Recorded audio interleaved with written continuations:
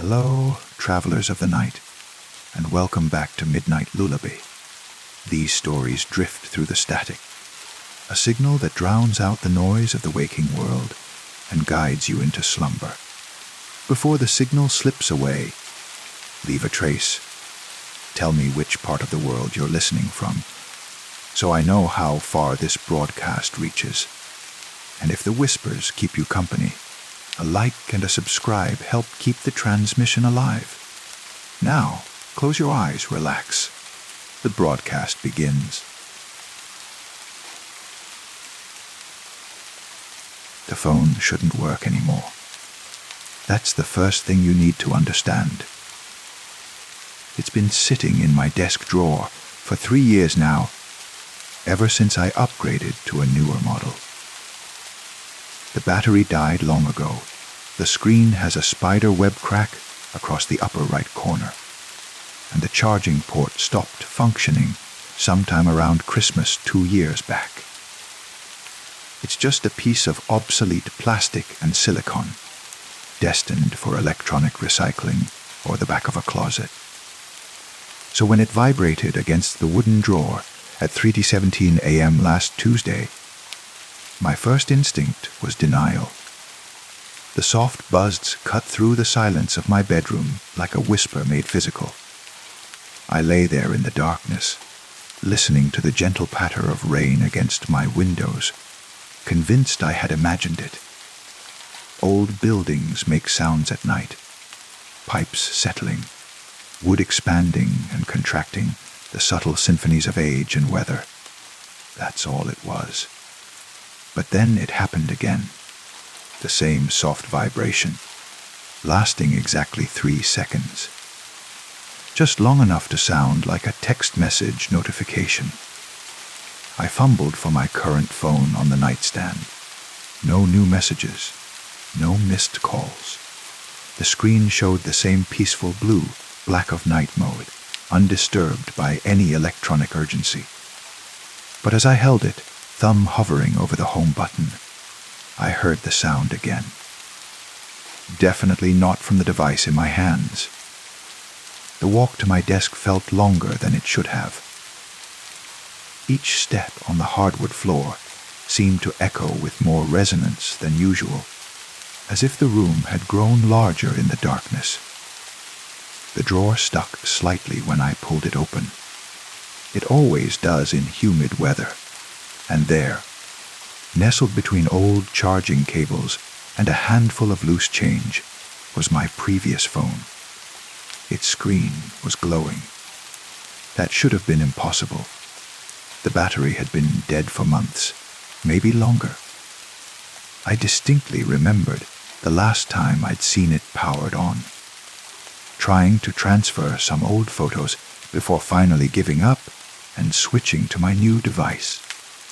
It had died during the process, and no amount of coaxing with different chargers had brought it back to life. Yet here it was, displaying the lock screen with the same wallpaper I'd used 3 years ago, a photograph of a sunset over the lake near my childhood home. The time showed 3:17 a.m., which was correct. The date showed tomorrow's date. I picked up the phone with trembling fingers. It felt warm, as if it had been running for hours, though the metal case was slightly cool to the touch.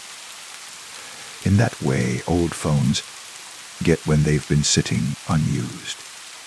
The contradiction made my skin crawl, but not as much as the message notification blinking in the status bar. One unread text. I should have put the phone down. Should have convinced myself this was some sort of technological glitch, a final surge of power from a dying battery creating phantom notifications and impossible date stamps. Instead, I swiped to unlock it. The message was from my own number, the same number I use now on my current phone, which was impossible since you can't send texts to yourself. And my old phone shouldn't have been able to receive anything anyway. The message read, "You're going to read this at 3018 a.m. on Tuesday.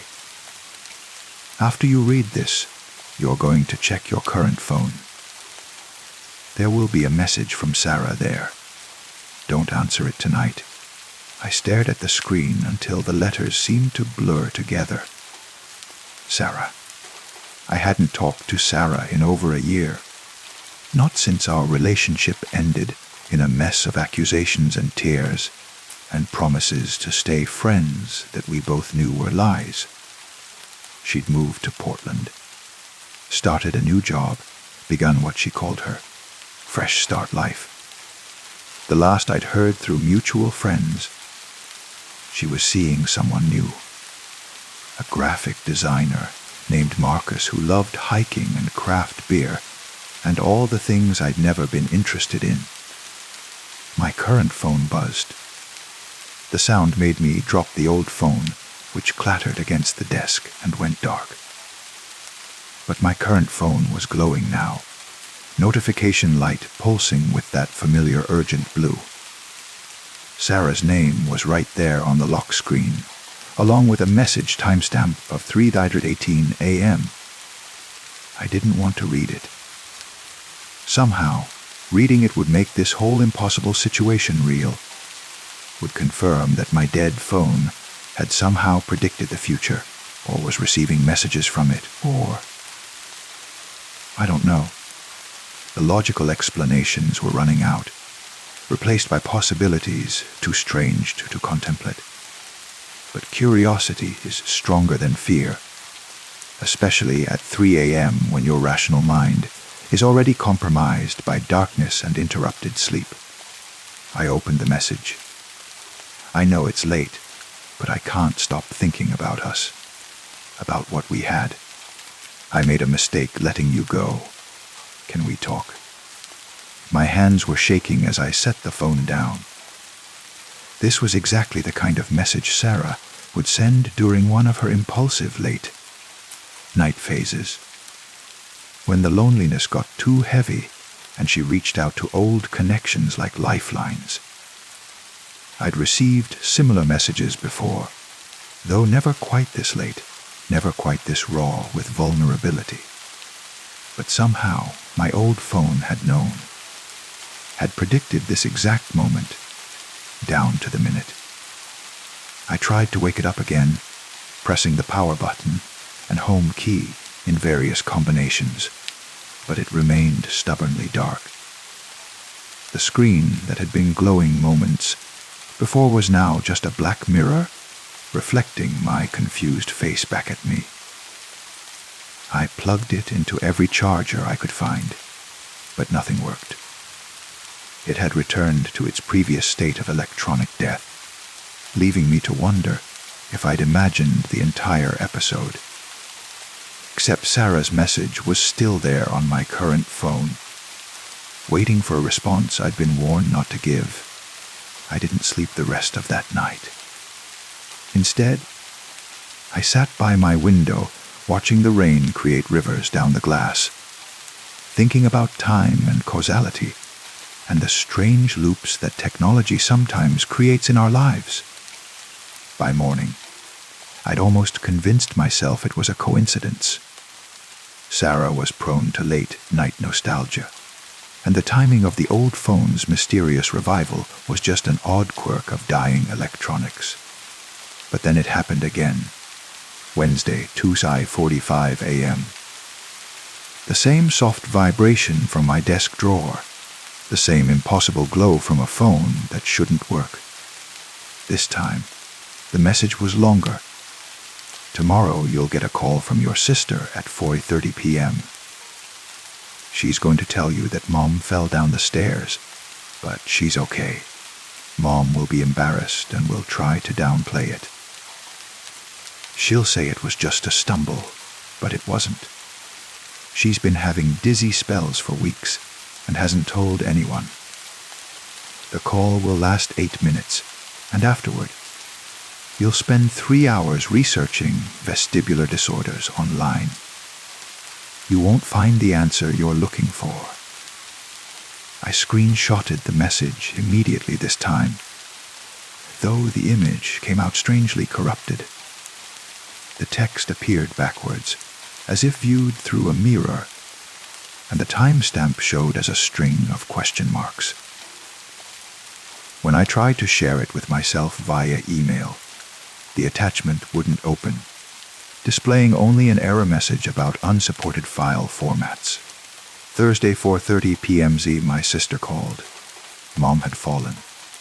Everything happened exactly as predicted, down to the 8-minute call duration, and my subsequent internet research spiral.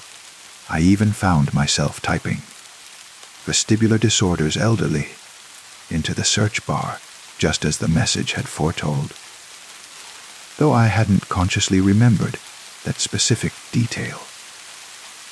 This should have been the moment when everything clicked into place, when the pattern revealed its logic and I could begin to understand what was happening. Instead, it just raised more questions. How long had this been going on? How many other moments in my life had been predetermined, mapped out in advance by some strange temporal algorithm I couldn't comprehend? The messages kept coming, always between 2 a.m. and 4 a.m., always precisely accurate. They told me about surprise rain showers, about unexpected phone calls from old friends, about the exact change I'd receive at the coffee shop when I paid with a $20 bill. Small things. Mundane details that would have been meaningless if they weren't so impossibly specific and accurate. But gradually, they began to change. The predictions started to feel less like observations and more like instructions. Instead of, "You will receive a call from David at 7:22 p.m., they became, "When David calls at 7:22, tell him you're busy. Don't let the conversation continue past 3 minutes." And I found myself following these instructions, even when they made no logical sense. When David did call, right on schedule, I heard myself making excuses, cutting the conversation short despite his obvious disappointment. He'd been calling to invite me to his birthday party next weekend, and my abrupt dismissal clearly hurt his feelings. But somehow, I couldn't bring myself to ignore the phone's guidance. The next night, the message explained David's party will be crashed by his ex-girlfriend. There will be a scene. Police will be called. You don't want to be there. I never found out if this prediction was accurate, because I didn't attend the party. David stopped returning my calls after that, and I can't really blame him. From his perspective, his old friend had suddenly become cold and distant for no apparent reason. That's when I started to understand the true nature of what was happening. The phone wasn't just predicting my future. It was actively shaping it, creating a feedback loop where its predictions became self-fulfilling prophecies. Each message I followed led to new circumstances, which generated new messages, which led to new choices that further altered my path. I was becoming trapped in a temporal maze of my own making. The messages started arriving multiple times per night. At first, they maintained their helpful facade. Avoid this route due to construction. Buy coffee from the shop on 5th Street instead of your usual place. Wear the blue shirt for your job interview. But gradually, they became more invasive, more controlling. Don't call Mom today. Wait until Sunday. That woman at the bookstore likes you, but don't ask her out. She's not right for you. Cancel your dentist appointment. Reschedule for the following Tuesday at 2:15 p.m. Each instruction was accompanied by explanations that seemed reasonable at the time. Mom would be stressed about work on the day I wanted to call. The bookstore woman had unspecified complications in her life. the dentist would be running late on the original appointment day. But I began to realize that these explanations might be fabrications, stories the phone told to ensure my compliance with its increasingly specific demands. The worst part was how natural it felt to follow along. The phone's batting average was perfect. Every prediction came true. Every instruction led to the promised outcome. Why wouldn't I trust it? It seemed to know me better than I knew myself, to understand the complex web of cause and effect that governed my daily existence better than my conscious mind ever could. But last night, something changed. The message that appeared at 2:33 a.m. was different from all the others. Instead of predictions or instructions, it was a question. Do you remember choosing any of this? I stared at those words until they seared themselves into my retinas. Because the honest answer was no. I couldn't remember the last time I had made a truly independent choice. Every decision of the past few weeks had been guided, suggested, or outright mandated by the messages from my old phone. I was living a life curated by an algorithm I didn't understand, following a script written by forces beyond my comprehension. But when I tried to trace backward to identify the moment when my agency had been compromised, I found only gaps. Had I ever really made independent choices? Or had the phone been sending messages longer than I realized, guiding my decisions so subtly that I hadn't noticed the manipulation? I thought about Sarah's late night text that first evening, the message I'd been warned not to answer. I had followed that instruction, left her reaching out into the digital void without response. But what if I had answered? What if that single act of defiance could have broken the cycle, restored my independence? Tonight, I'm waiting. It's 20:30 a.m. as I write this, and I can feel the familiar anticipation building. The phone will vibrate soon. The screen will glow with impossible light, and another message will appear from a future that seems increasingly predetermined. But this time, I've made a decision. Not one guided by the phone's mysterious wisdom, but one that comes from whatever remnant of free will still exists within me. I'm going to respond to Sarah's message. The one from that first night, the one I was warned against answering. It's been 2 weeks since she sent it, long past the point where a response would seem natural or welcome. She's probably forgotten about her moment of late night vulnerability, moved on to other concerns, other connections. My response will seem strange, out of place, possibly even concerning, but it will be mine. A choice made without guidance, without prediction, without the safety net of predetermined outcomes. The phone is buzzing now. The familiar glow is bleeding through the desk drawer, and I can feel the pull of its certainty, its promise of a future mapped out in precise, manageable details. Part of me wants to open that drawer, to read tonight's message, and continue following the path of least resistance. Instead, I'm picking up my current phone. I'm opening Sarah's message from 2 weeks ago, and I'm typing a response. I'm sorry I didn't answer sooner. I've been trapped in a loop, but I think I'm ready to try breaking free. Are you still awake? My finger hovers over the send button. Once I press it, there will be no predictions to guide what comes next, no instructions to follow, no safety net of predetermined outcomes. Just the terrifying, exhilarating uncertainty of genuine choice.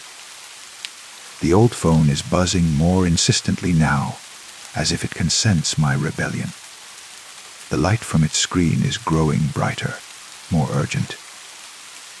I can almost hear it calling to me, promising one more message. One more glimpse into the carefully orchestrated future it has planned. But I'm pressing send anyway. The message disappears into the digital ether, carrying with it my small act of defiance against whatever force has been guiding my life. For a moment, nothing happens. Then my current phone goes dark, and the old phone falls silent. In the sudden absence of electronic interference, I can hear the real sounds of the night wind in the trees outside my window, the distant hum of traffic, the gentle settling of an old building around me. These are the sounds of a world that exists without prediction, without guidance, without certainty. They're the most beautiful sounds I've ever heard. Sarah hasn't responded yet. Maybe she won't. Maybe my message will join the thousands of other late night digital missives that disappear into the vast indifference of sleeping phones and changed circumstances. But that's okay. For the first time in weeks, maybe months, maybe years, I don't know what happens next. And that uncertainty feels exactly like freedom. Story 2. The drive to my cousin's cabin was supposed to be therapeutic. 3 hours through the mountains, away from the city noise, away from the constant ping of notifications and the weight of deadlines. Just me, the winding road, and the promise of silence. I left at sunset, which in hindsight was probably a mistake. But the day had been long, filled with meetings and phone calls, and I couldn't bear to wait until morning. The mountain road was familiar enough. I'd driven it countless times in daylight. How different could it be in the dark? The first hour passed without incident. My headlights carved through the darkness, illuminating the asphalt ribbon that curved and twisted through the pine forest. The radio played softly, old songs that reminded me of better times, simpler times. I rolled the windows down slightly, letting the cool mountain air fill the car with the scent of pine needles and damp earth. That's when I first saw it. A flash of red in my rearview mirror, there and gone so quickly, I almost convinced myself I'd imagined it. But the image lingered, a figure in red, standing at the side of the road I'd just passed. I glanced back through the rear window, but the darkness had already swallowed whatever I thought I'd seen. I told myself it was nothing.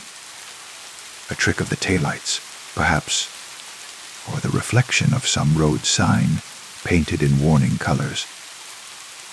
Mountain roads were full of such markers, reflective strips and emergency phones, painted bright colors to stand out against the forest backdrop. But 10 minutes later, I saw it again.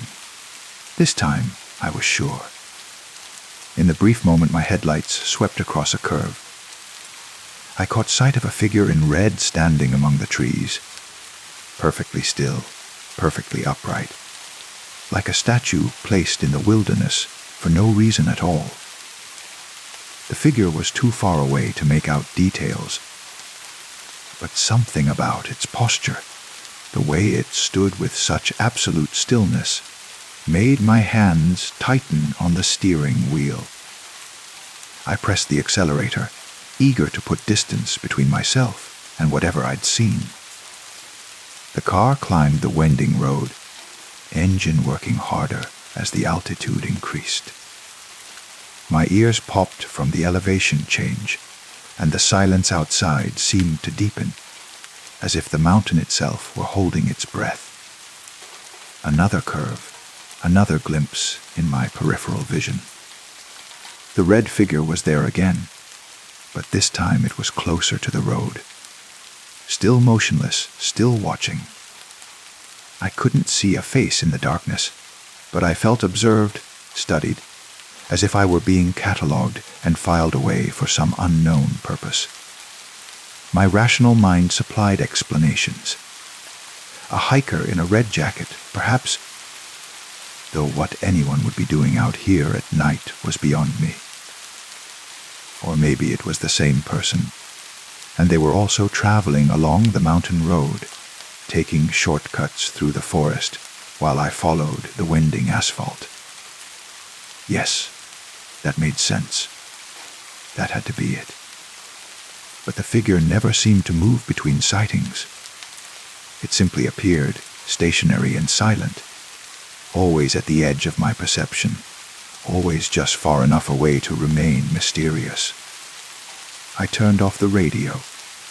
The sudden silence filled the car like water filling a sinking ship, heavy and oppressive. Without the music, I could hear other sounds, the whisper of wind through pine branches, the distant call of a night bird, and underneath it all, a sound that might have been footsteps on fallen leaves. The next time I saw the red figure, it was standing directly beside the road. I had to slam on the brakes, the car skidding slightly on the loose gravel at the road's edge. My heart hammered against my ribs as I stared through the windshield. There, not 20 feet away, stood a person in a long red coat or dress. They faced the road, faced me, though I still couldn't make out any features in the darkness. The headlights seemed to pass right through them, as if they absorbed light rather than reflected it. I sat there for what felt like hours, but was probably only seconds. My hands gripping the steering wheel, so tightly my knuckles ached. The figure didn't move, didn't acknowledge my presence in any way. It simply stood there, waiting. I found my voice, though it came out as barely more than a whisper. Hello. No response, no movement. The wind rustled through the pines, and somewhere in the distance, I heard the lonely howl of a coyote. But the red figure remained perfectly still, a splash of color in the monochrome world of night and shadow. I honked the horn, a sharp, aggressive sound that seemed obscene in the natural silence. The echo bounced off the mountainsides and faded into nothing. The figure didn't react.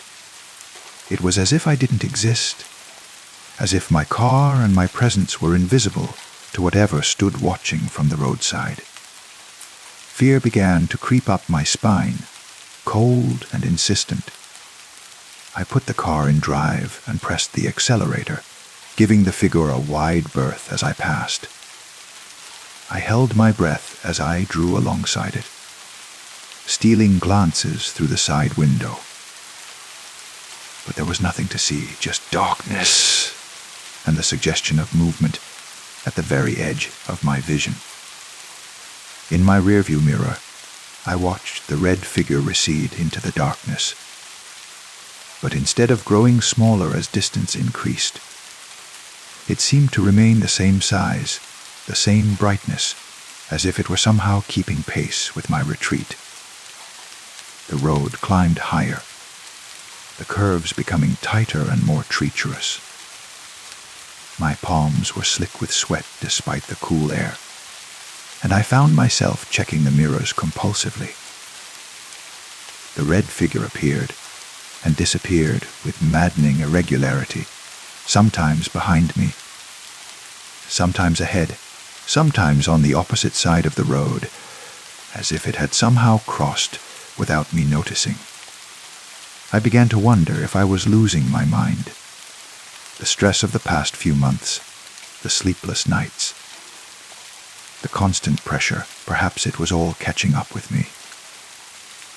Hallucinations weren't uncommon in cases of severe exhaustion, were they? My doctor had warned me about pushing myself too hard, about the importance of rest and relaxation. But the figure felt real, more real than the car around me, more real than the road beneath my tires. It existed with a solidity that made everything else seem insubstantial by comparison. I tried talking to myself, narrating my drive to maintain some sense of normalcy. Passing mile marker 23. Road surface is good, no ice visible. Speed holding steady at 35 miles per hour. The sound of my own voice was comforting. An anchor to reality in a world that seemed increasingly untethered from logic. But even as I spoke, I could see the red figure in my peripheral vision, keeping pace with my words, moving through the forest with impossible grace. It never stumbled over fallen logs or got caught in underbrush. It simply glided between the trees, always visible, always watching. The cabin was still an hour away, maybe more at the careful pace I was maintaining on these mountain curves. I considered turning back, returning to the city and its familiar chaos.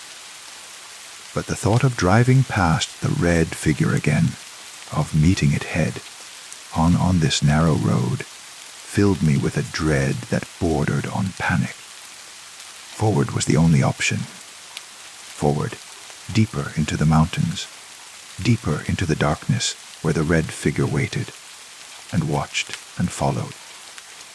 I began to notice other things, small details that I'd missed before.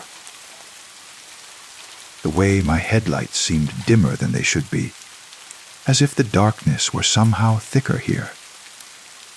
The way the radio static increased whenever the red figure was nearby, crackling with interference that sounded almost like whispers. The way the car's temperature gauge fluctuated without reason, climbing toward the red zone whenever I tried to increase speed. The red figure was changing too. Each time I saw it, it seemed more defined, more present. What had started as a vague splash of color in my peripheral vision was becoming something more substantial. I could make out the outline of a hood pulled up over a face I couldn't see. The red fabric flowed and moved as if stirred by wind, though the night air was still.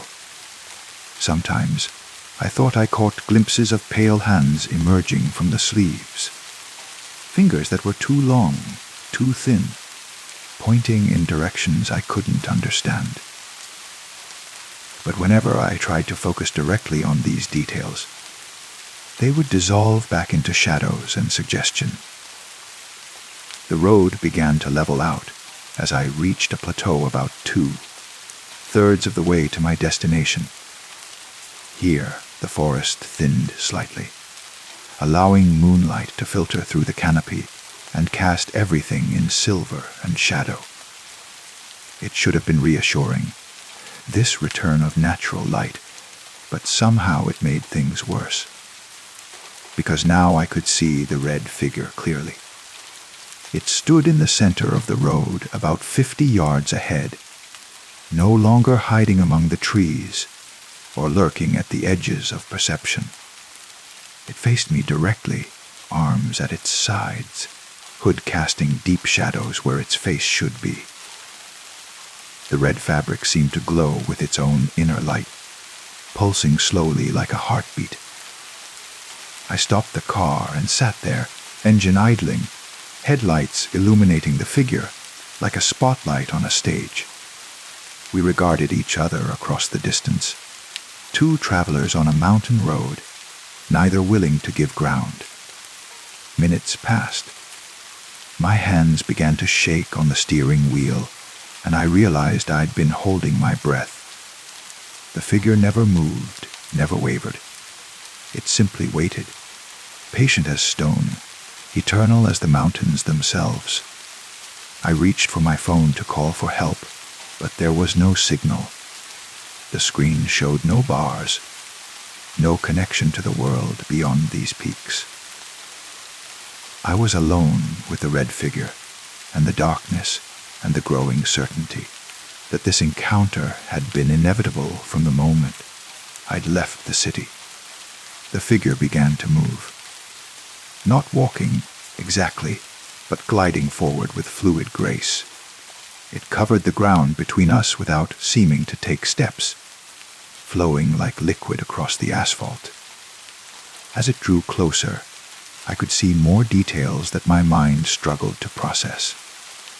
The red fabric wasn't cloth at all, but something that moved like living tissue. The hands weren't hands, but extensions of shadow that reached toward my car with impossible length. I should have been terrified. Every instinct screamed at me to flee, to reverse course and speed away from this impossible apparition. But instead, I felt a strange calm descending over me. The red figure was beautiful in its otherworldliness, graceful in its alien motion. It meant no harm, I was suddenly certain of this. It was simply lonely, seeking connection on this empty mountain road. I turned off the engine and opened the car door. The night air was cool against my skin, filled with the scent of pine and something else, something sweet and strange, like flowers blooming in winter. The red figure stopped its approach, tilting its hooded head as if surprised by my action. "I see you," I said softly, my voice carrying clearly in the thin mountain air. "I've been seeing you all along." The figure raised one impossible hand, and I understood that it was greeting me, welcoming me to some mystery I was only beginning to comprehend. The mountain road stretched ahead and behind, connecting nowhere to nowhere, and I realized that perhaps that was the point. Perhaps some roads weren't meant to lead anywhere at all, but simply to exist as spaces between destinations, places where travelers might encounter wonders that defied explanation. The red figure had been waiting here for someone like me, someone willing to stop and acknowledge its presence, instead of rushing past in pursuit of mundane destinations. I took a step forward, then another. The red figure remained still, patient, accepting. Behind me, my car sat empty, keys still in the ignition, headlights casting our shadows long across the mountain road. Somewhere far below, the city continued its restless existence, full of noise and urgency and the endless pursuit of tomorrow. But here, on this plateau between earth and sky, time moved differently. Here, a traveler in red waited for companions on a road that led everywhere and nowhere, and the journey was just beginning. Story 3. The rental cabin sat on a bluff overlooking the Clearwater River, exactly as advertised. I'd booked it for a week of solitude, hoping that the sound of running water and the absence of city noise would help me find some perspective on the shambles my life had become. The divorce papers were signed, the job was lost, and the future stretched ahead like an unmapped territory full of potential pitfalls. I arrived just as the sun was setting, painting the river gold and orange as it wound through the valley below. The cabin was rustic but comfortable, with a wide deck that offered an unobstructed view of the water. I stood there with my first cup of coffee, breathing in the clean air and feeling some of the tension leave my shoulders. This was exactly what I needed: peace, quiet, and time to think. The first night passed without incident. I slept deeply, lulled by the constant murmur of the river far below. But the second night, something woke me around midnight. I lay in bed listening, trying to identify what had pulled me from sleep. The river continued its eternal conversation with the rocks and banks.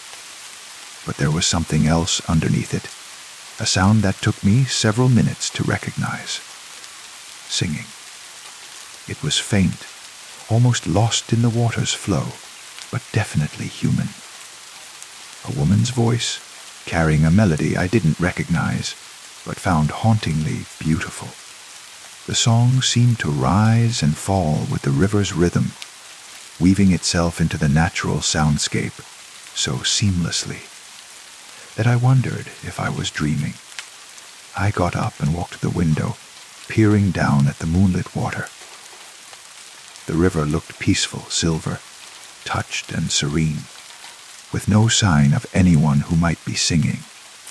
The voice continued, wordless but full of emotion, longing perhaps, or deep sadness. It made my chest ache with sympathy for whoever was down there at this lonely hour. By morning, I'd convinced myself it had been a dream. The stress of recent months, combined with the unfamiliar environment, had probably triggered some kind of auditory hallucination.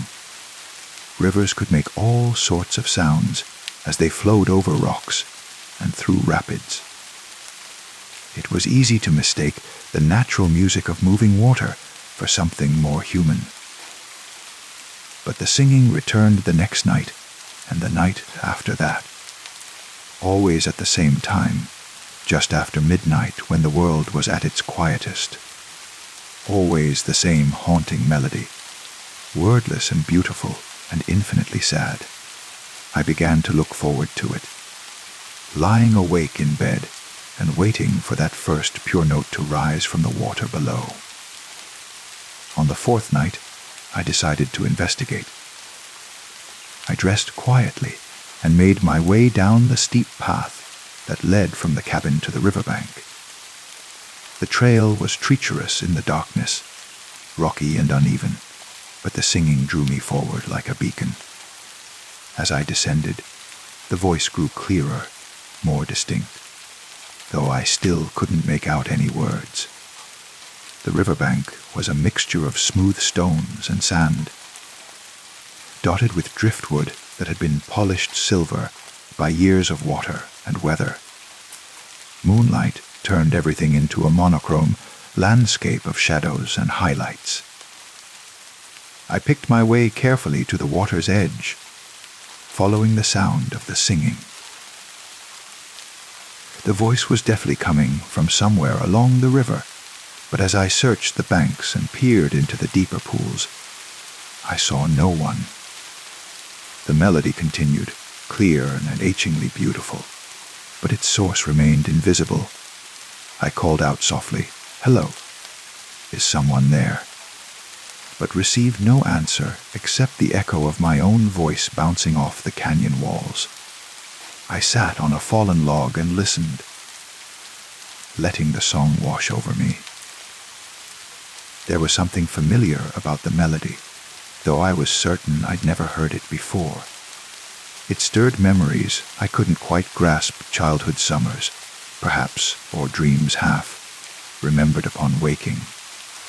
The longer I listened, the more the song seemed to be singing directly to me, addressing concerns and sorrows I'd never spoken aloud. When the singing finally faded around 1 a.m., I climbed back up to the cabin, feeling strangely comforted. Whatever the source of the voice, it had offered something I desperately needed. A sense that I wasn't alone in the world, that someone understood the depth of my current struggles. The next morning, I drove into the nearby town of Cedar Falls to pick up supplies and perhaps ask some casual questions about the river. The general store was the kind of place where locals gathered to discuss weather and gossip, and the elderly proprietor seemed happy to chat with a visitor. Strange thing to ask about, he said when I mentioned hearing singing by the river. But you're not the first. Folks have been reporting that for, maybe 20 years now. Always the same description, a woman singing late at night, but no one ever sees her. He leaned across the counter conspiratorially. My theory. It's the acoustics.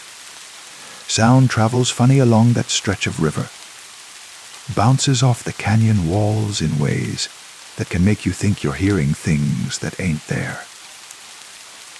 Could be someone singing miles upstream, and the sound just carries and echoes until it seems like it's right next to you. Has anyone ever investigated? Tried to find the source? The old man shrugged. A few folks tried years back. Never found anything. Of course, there's always the local legend, but that's just nonsense. What legend? He glanced around the empty store, then lowered his voice. Story goes that back in the 1950s. There was a young woman named Sarah Whitmore who lived up your way. Her husband worked the logging camps, gone for months at a time. She'd walk down to the river every night and sing, said it made her feel less lonely, like she was singing him home. The proprietor paused, arranging some items on the counter.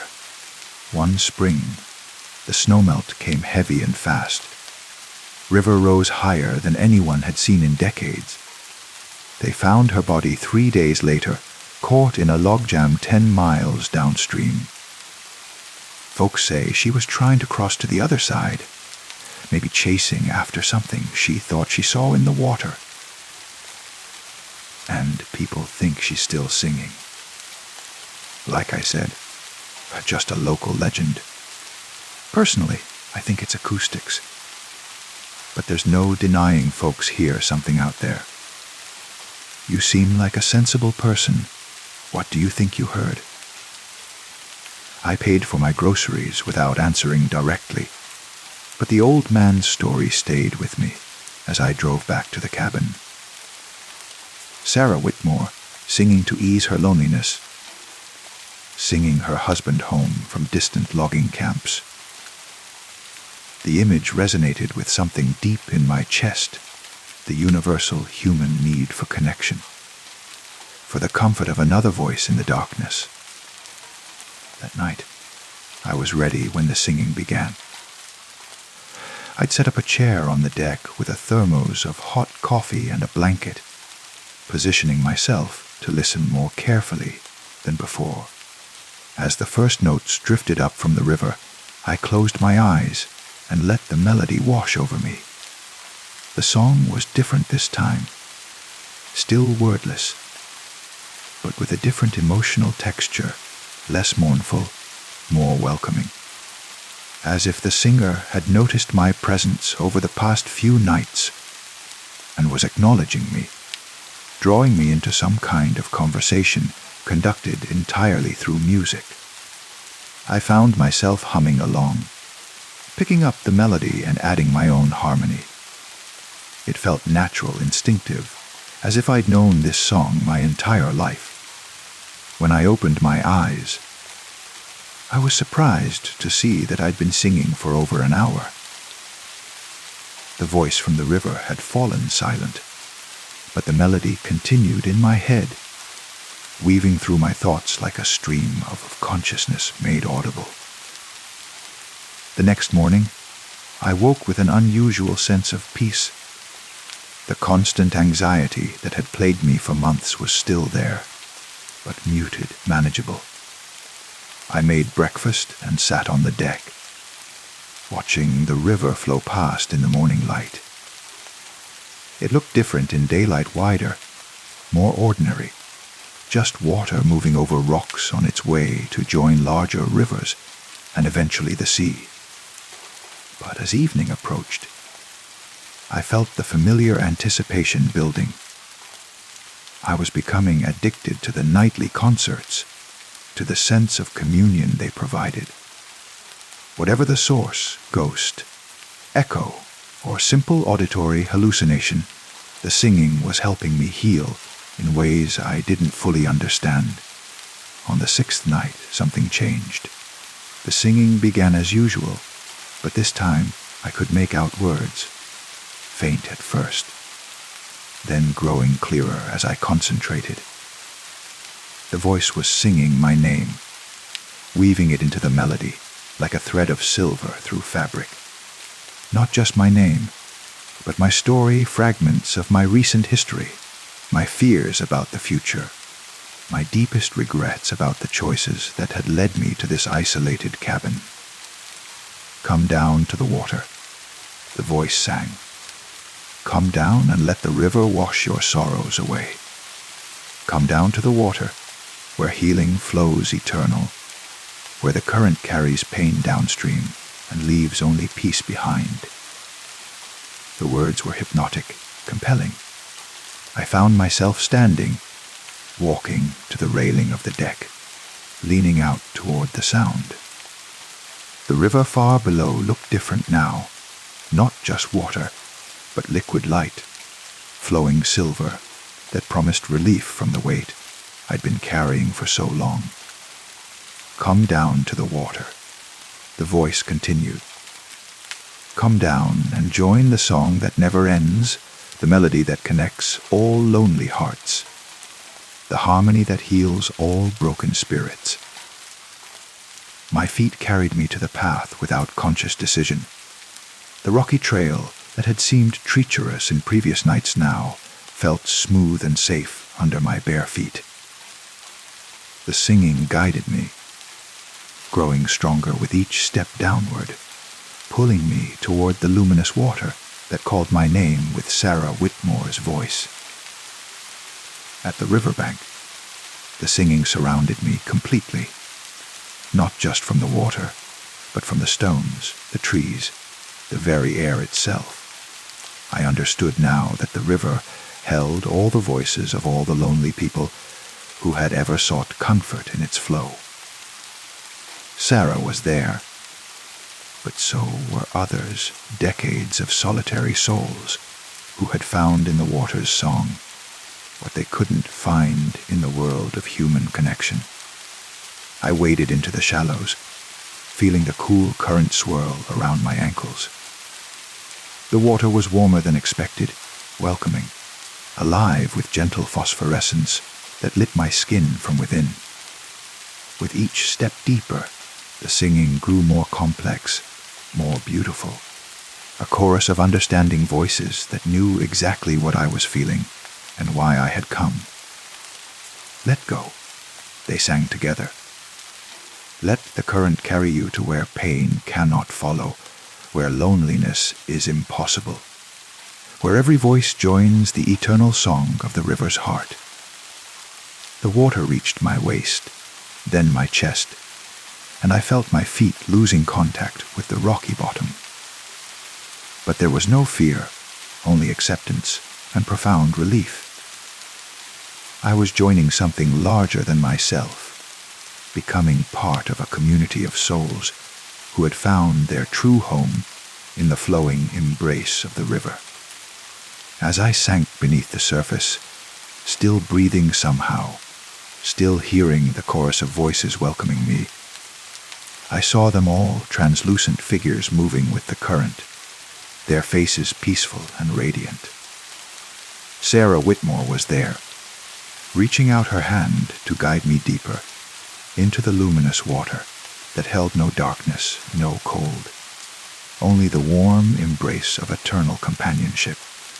Above us, far above, the cabin sat empty on its bluff, windows dark, deck chair overturned by the wind that came with dawn. The river continued its ancient conversation with the rocks and banks, and somewhere in its voice, another singer had joined the midnight chorus that called to lonely hearts, offering the ultimate comfort of never being alone again. The Clearwater River flowed on, carrying its secrets and its songs toward the sea, and in its depths, the eternal melody continued, waiting for the next solitary soul who would recognize in its voice the promise of peace and the end of all earthly sorrows. Story 4. I started recording our conversations by accident, really. Sarah and I had been meeting for coffee every Tuesday for 6 months, ever since she moved to the city for her new job at the museum. We'd found each other through a book club that neither of us attended regularly anymore. But our friendship had grown beyond shared literary interests into something deeper, more essential, the kind of connection where conversations flow like water finding its natural path. The recording began because I thought I was starting my phone's timer when we sat down at our usual table by the window in the corner cafe.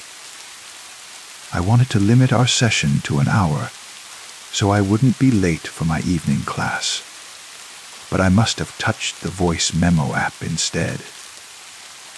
For 47 minutes and 32 seconds, my phone captured our entire conversation without either of us realizing it was happening. I discovered the recording that evening while looking through my apps, finding an audio file I didn't remember creating.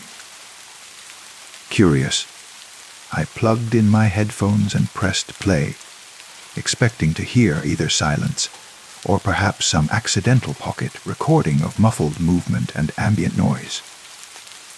Instead, I heard Sarah's voice, clear and familiar, laughing at something I had just said about my coworker's peculiar habit of eating lunch exactly at 11:47 every day.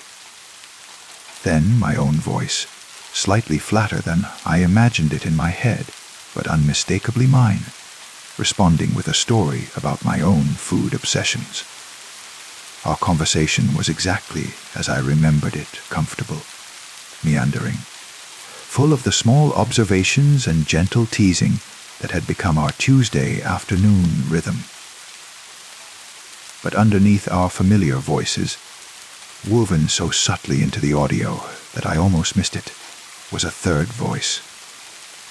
It was speaking softly, barely above a whisper, commenting on our conversation like a narrator providing insight into a play. The words were difficult to make out at first, layered beneath our louder discussion, but as I adjusted the volume and replayed the file, I began to distinguish phrases, observations, opinions that belonged to neither Sarah nor myself. "She's avoiding the real question," the voice murmured during a moment when Sarah was talking about her weekend plans. "She won't tell you about the letter she received yesterday." I paused the recording, my skin prickling with unease. Sarah hadn't mentioned any letter. Our conversation had been light, focused on mundane pleasures, new restaurants we wanted to try, movies we'd seen, the changing weather patterns that signaled autumn's approach. There had been no weight of unspoken secrets, no sense that either of us was withholding information. I rewound and listened again. The third voice was definitely there, distinct from the ambient cafe sounds, too clear to be an artifact of digital compression or background noise. It spoke with quiet authority, as if it possessed knowledge about our lives that we ourselves didn't have. "He's thinking about quitting his job," the voice observed while I was describing my plans for the upcoming weekend. "He's been carrying the resignation letter in his laptop bag for 3 weeks. This was true.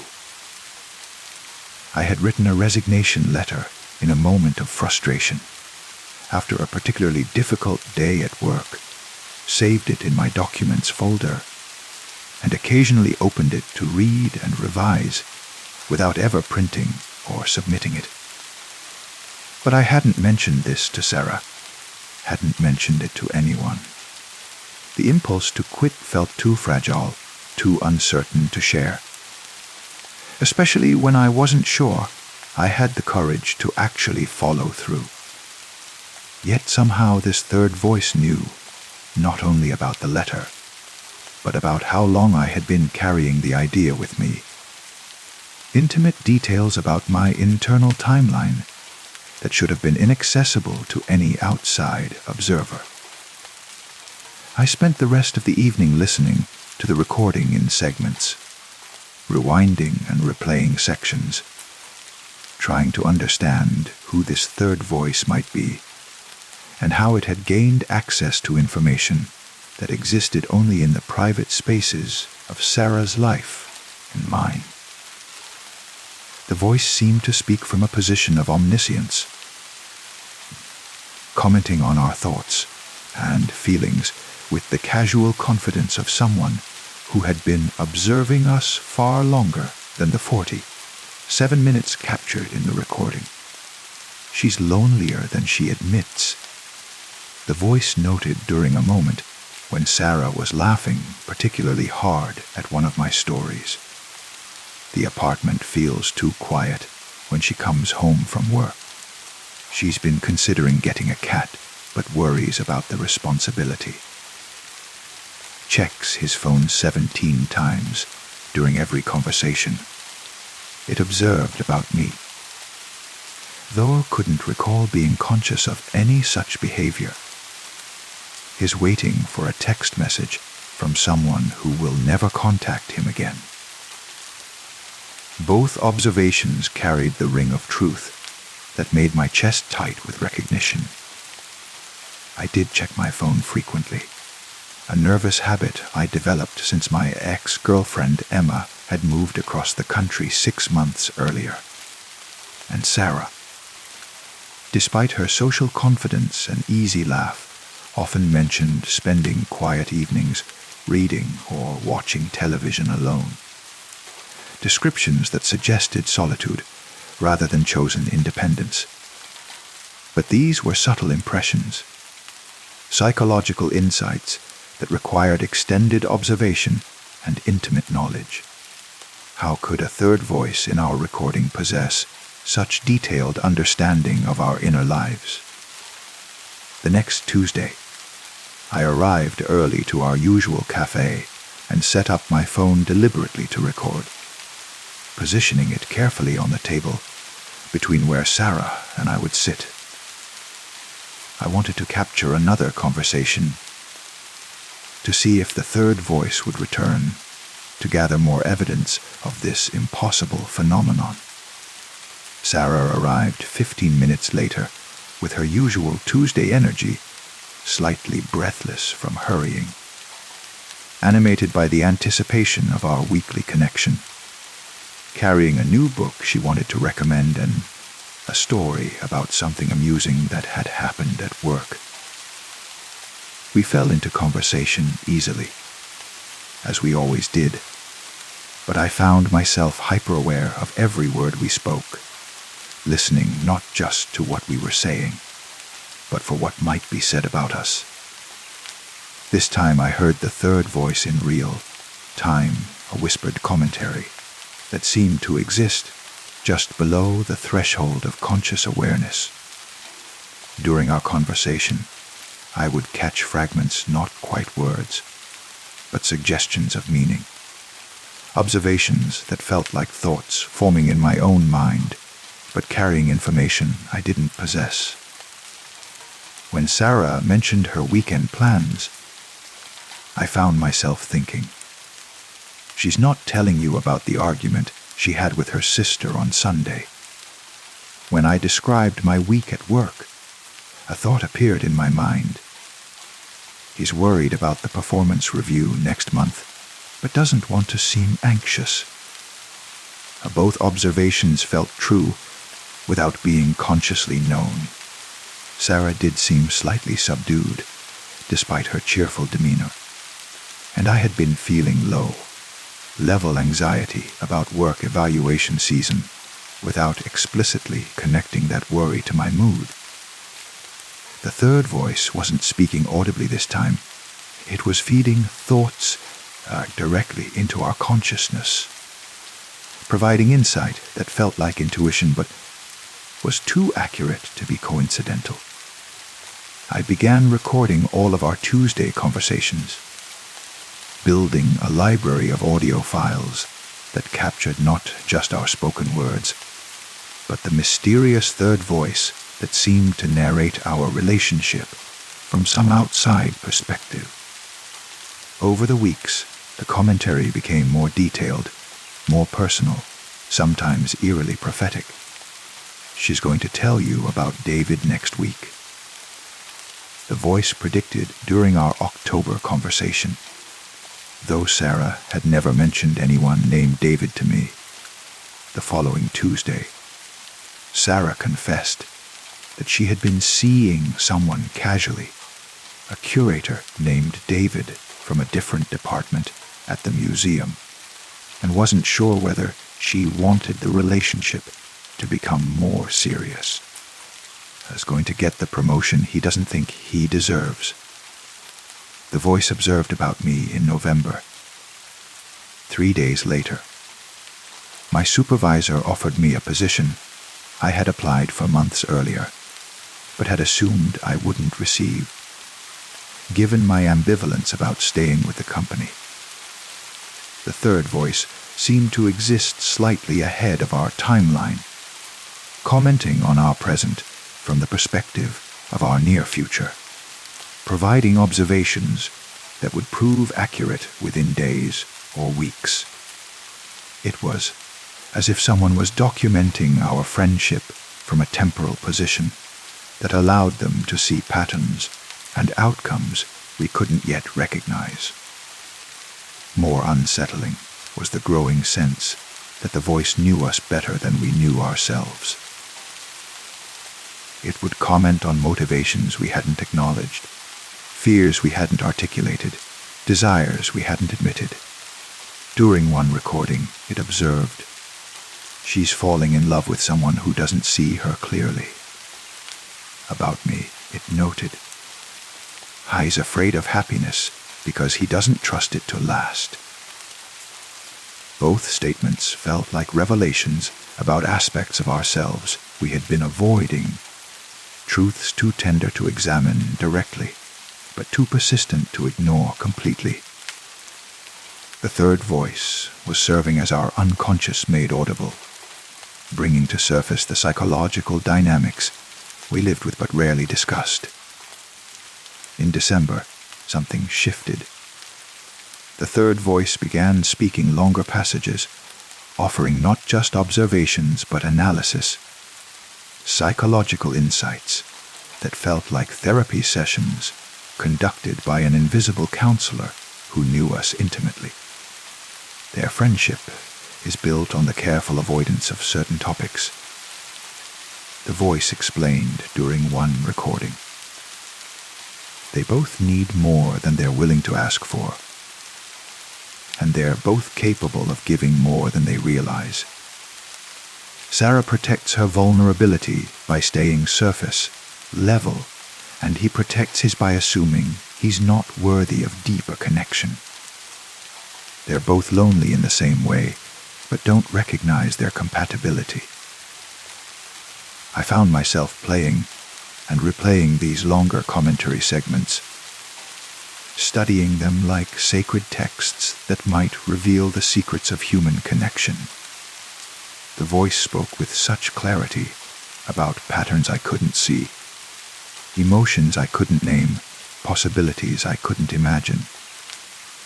It was like having access to a relationship counselor who had been studying Sarah and me for months and could explain our dynamic with scientific precision. By Jan, I began to suspect that the third voice wasn't external at all, but was somehow generated by our friendship itself, the collective unconscious of two people who had grown close enough to create a shared psychological space that could comment on our connection from outside our individual perspectives.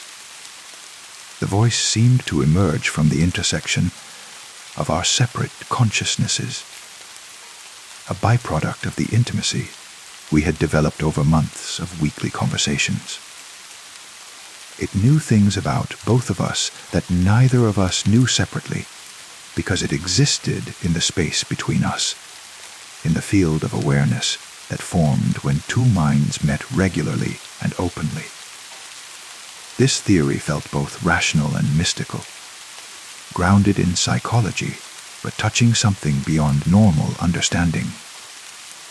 Perhaps all close friendships generated such observer consciousnesses, invisible third parties that existed in the shared mental space between connected individuals. Perhaps most people simply couldn't hear these voices because they weren't paying attention, weren't recording their conversations, weren't creating the conditions necessary to detect the subtle presence of collective wisdom. In February, I decided to tell Sarah about the recordings and the third voice. I was nervous about her reaction. Would she think I had been violating our privacy, capturing our conversations without permission? Would she be disturbed by the idea that someone or something was observing and commenting on our friendship? Would she want to hear the recordings herself, or would she prefer to maintain the mystery? When I explained what I had discovered, Sarah listened with the same focused attention she brought to all our conversations, asking clarifying questions, requesting to hear examples of the third voice's commentary. I played her selected segments, watching her face as she recognized the accuracy of the observations, the truth of the insights, the strangeness of hearing intimate knowledge spoken by an unknown voice. "It sounds like us," she said finally. "Not our actual voices, but like the voice of our friendship itself. Like the part of us that exists only when we're together, the consciousness we create between us, that's smarter and more aware than either of us individually." Her response was more accepting than I had expected, less skeptical than I probably deserved. But Sarah had always been open to experiences that existed outside conventional explanation, curious about mysteries that couldn't be solved through rational analysis alone. We began listening to the recordings together during our Tuesday meetings, turning our weekly conversations into 3-way discussions that included the third voice as a contributing participant. We would talk for half an hour, then play back portions of the recording, listening for the commentary that would help us understand what we had really been discussing, what we had been avoiding, what we needed to hear from each other but hadn't known how to say. The third voice seemed pleased by our inclusion of it in the conversation. Its commentary became more direct, more encouraging, occasionally offering suggestions for topics we should explore or questions we should ask each other. It became our relationships built in counselor, the wise friend who could see our dynamic clearly, because it existed outside our individual biases and blind spots. Ask her about the dream she's been having, the voice would suggest, leading to conversations about Sarah's recurring nightmare about getting lost in her childhood home, which revealed anxieties about her relationship with her family that she hadn't felt comfortable bringing up directly. Tell her about the letter from Emma, it would prompt, encouraging me to share my ex-girlfriend's unexpected email and my confusion about how to respond, opening discussions about forgiveness and closure that helped me process feelings I had been carrying alone. Through the third voice's guidance, our friendship deepened in ways that felt both natural and miraculous. We began to discuss topics we had been unconsciously avoiding, to ask questions we hadn't known we needed to ask, to offer support we hadn't realized the other needed. The voice served as translator for the parts of ourselves that wanted to connect more fully, but didn't know how to bridge the gap between surface conversation and genuine intimacy. 6 months later, our Tuesday recordings still capture the third voice, though it speaks less frequently now, as if satisfied that Sarah and I have learned to access its insights directly.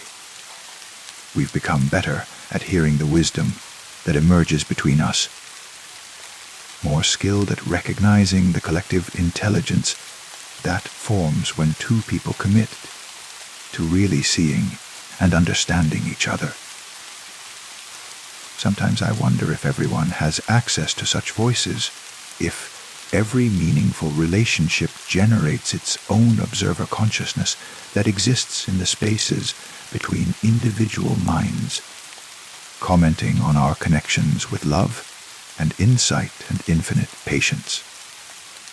Perhaps we all carry invisible counselors that emerge when we're brave enough to listen, not just to each other, but to the silence between our words, the thoughts that form in the intersection of separate hearts reaching toward understanding.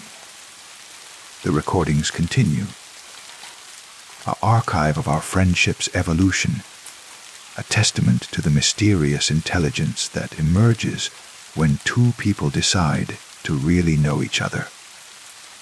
The third voice remains our invisible companion, reminding us that we are never alone in our connections, that every relationship contains its own wisdom, its own capacity for growth, its own voice that speaks with the authority of love made conscious and mutual care given sound.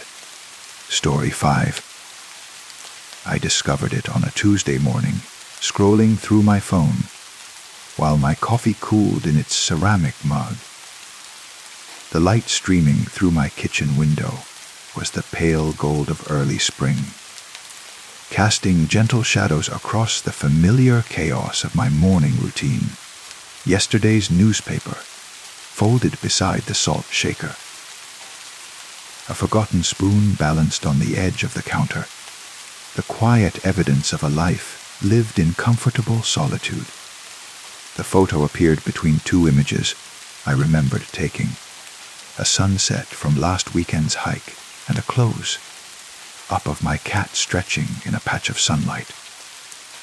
But this third image stopped my casual scrolling with the force of ice water in my veins. It showed my bedroom from an angle I had never seen before the foot of my bed, photographed from across the room, near the window I always kept curtained at night. In the center of the frame, barely visible beneath rumpled white sheets, was the curved outline of a sleeping figure. Me, presumably, though the image was too dim and distant to make out features. Just the suggestion of a body at rest, the rise and fall of blankets suggesting deep, unconscious breathing. I stared at the screen until my eyes watered. The timestamp read 3:17 a.m., just 4 hours earlier, according to my phone's data. I had taken this photograph myself, using the default camera app, while I was supposedly asleep in the very bed the image depicted. My hands felt suddenly cold, fingers stiff as I attempted to delete the photo. I pressed the trash icon, confirmed the deletion, watched the image disappear from my camera roll. Relief washed over me like warm water, some glitch in the phone's software, perhaps, or a delayed upload from a cloud service I'd forgotten about. Technology was mysterious enough to allow for such anomalies. But when I opened the camera app to take a photo of my coffee, a small act of normalcy to settle my nerves, the deleted image was waiting for me in the review thumbnail. Still there, still showing my sleeping form from that impossible angle. I deleted it again, more carefully this time, making sure to remove it from both the camera roll and the recently deleted folder. I cleared the phone's cache, restarted the device, even ran a security scan that found nothing unusual. Yet each time I opened the camera app, the photo reappeared, persistent as a recurring dream, inevitable as sunrise, the image began to change. Not dramatically, the alterations were so subtle, I initially dismissed them as tricks of light or artifacts of the screen's resolution. But over the course of that first day, I found myself returning to the photo again and again, studying it with the obsessive attention one pays to a word that feels wrong in the mouth, familiar yet foreign. The bedsheets seemed slightly more disturbed, as if the sleeping figure had shifted position between viewings. The shadows fell differently across the pillow, creating new patterns of darkness and depth. The digital timestamp remained the same, 3:17 a.m., but the quality of light in the image seemed to evolve, becoming richer and more detailed with each examination. By evening, I could make out textures I hadn't noticed before. The grain of the wooden headboard, the way the curtain fabric caught stray glimmers of streetlight, the delicate pattern of the wallpaper barely visible in the background. It was as if the photo was developing itself slowly, revealing new information like an old Polaroid coming into focus. That night, I couldn't bring myself to go to bed. I sat in my living room chair, a phone in hand, watching the image like a window into my own bedroom. The sleeping figure myself. I had to keep reminding myself appeared peaceful, undisturbed by whatever presence had stood in that room to capture such an intimate moment. I tried to rationalize the angle. Perhaps I had sleepwalked, taken the photo unconsciously. Some strange nocturnal behavior triggered by stress or medication. But the position of the camera, the steadiness of the composition, the deliberate framing, these suggested intention, awareness, the careful eye of someone who knew exactly what they wanted to capture. At 3:17 a.m., I was still awake in my chair. I held the phone up, comparing the current time to the timestamp on the photo. As the numbers aligned, I felt a strange vertigo, as if I were falling through time, connected to my sleeping self by invisible threads of causation and coincidence.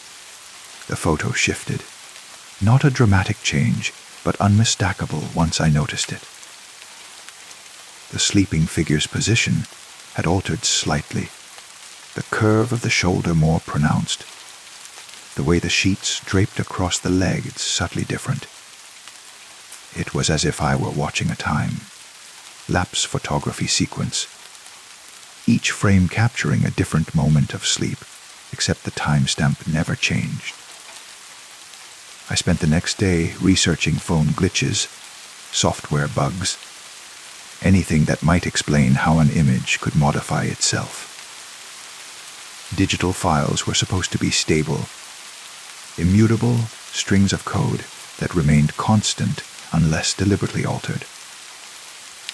Yet this photo seemed to exist outside those rules, updating itself according to some internal logic I couldn't comprehend. The changes accelerated. By the end of the week, the sleeping figure's face had become partially visible, turned toward the camera at an angle that revealed one closed eye, the curve of a cheek, the suggestion of peaceful expression. The image quality continued to improve, gaining resolution and detail that should have been impossible given the low light conditions and the phone's camera specifications. I began to document the changes, taking screenshots of the evolving photo, trying to map its progression. But the screenshots remained static, while the original image continued its strange metamorphosis, as if the phenomenon was confined to that single file, that specific arrangement of pixels that refused to be deleted or duplicated.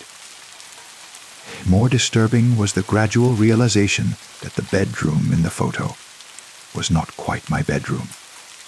that the differences were minute: a lamp positioned slightly differently, books arranged in an unfamiliar order on the nightstand, curtains that hung with different patterns of folds.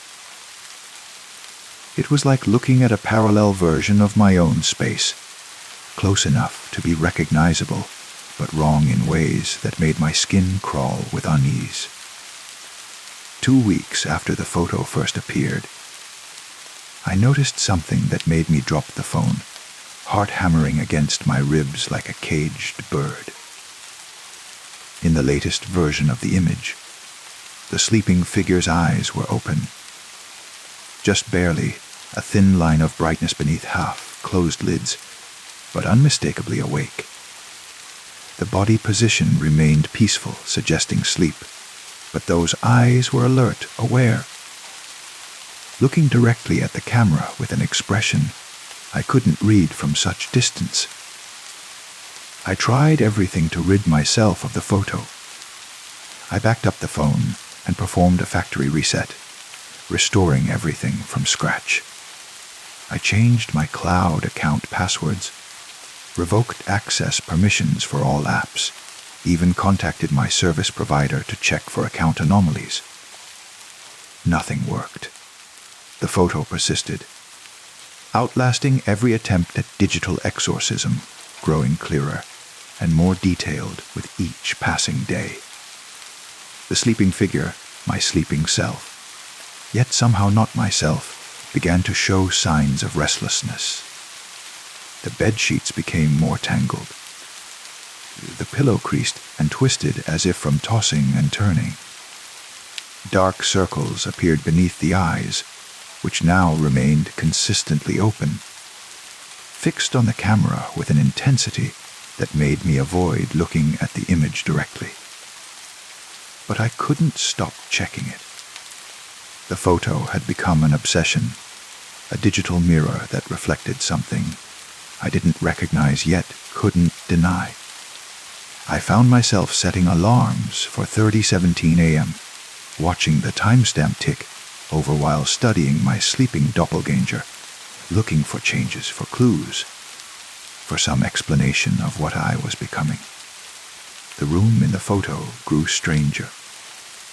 Objects appeared and disappeared, a glass of water on the nightstand that hadn't been there before, shadows that suggested furniture I didn't own, patterns on the wall that belonged to no wallpaper I had ever chosen.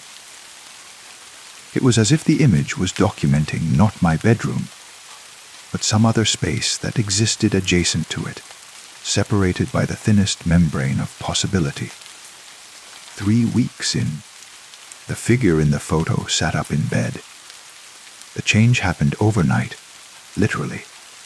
I fell asleep clutching the phone, and when I woke, the sleeping figure had become an awake figure, upright in bed, hands resting on the sheets, face turned toward the camera with clear, undeniable consciousness.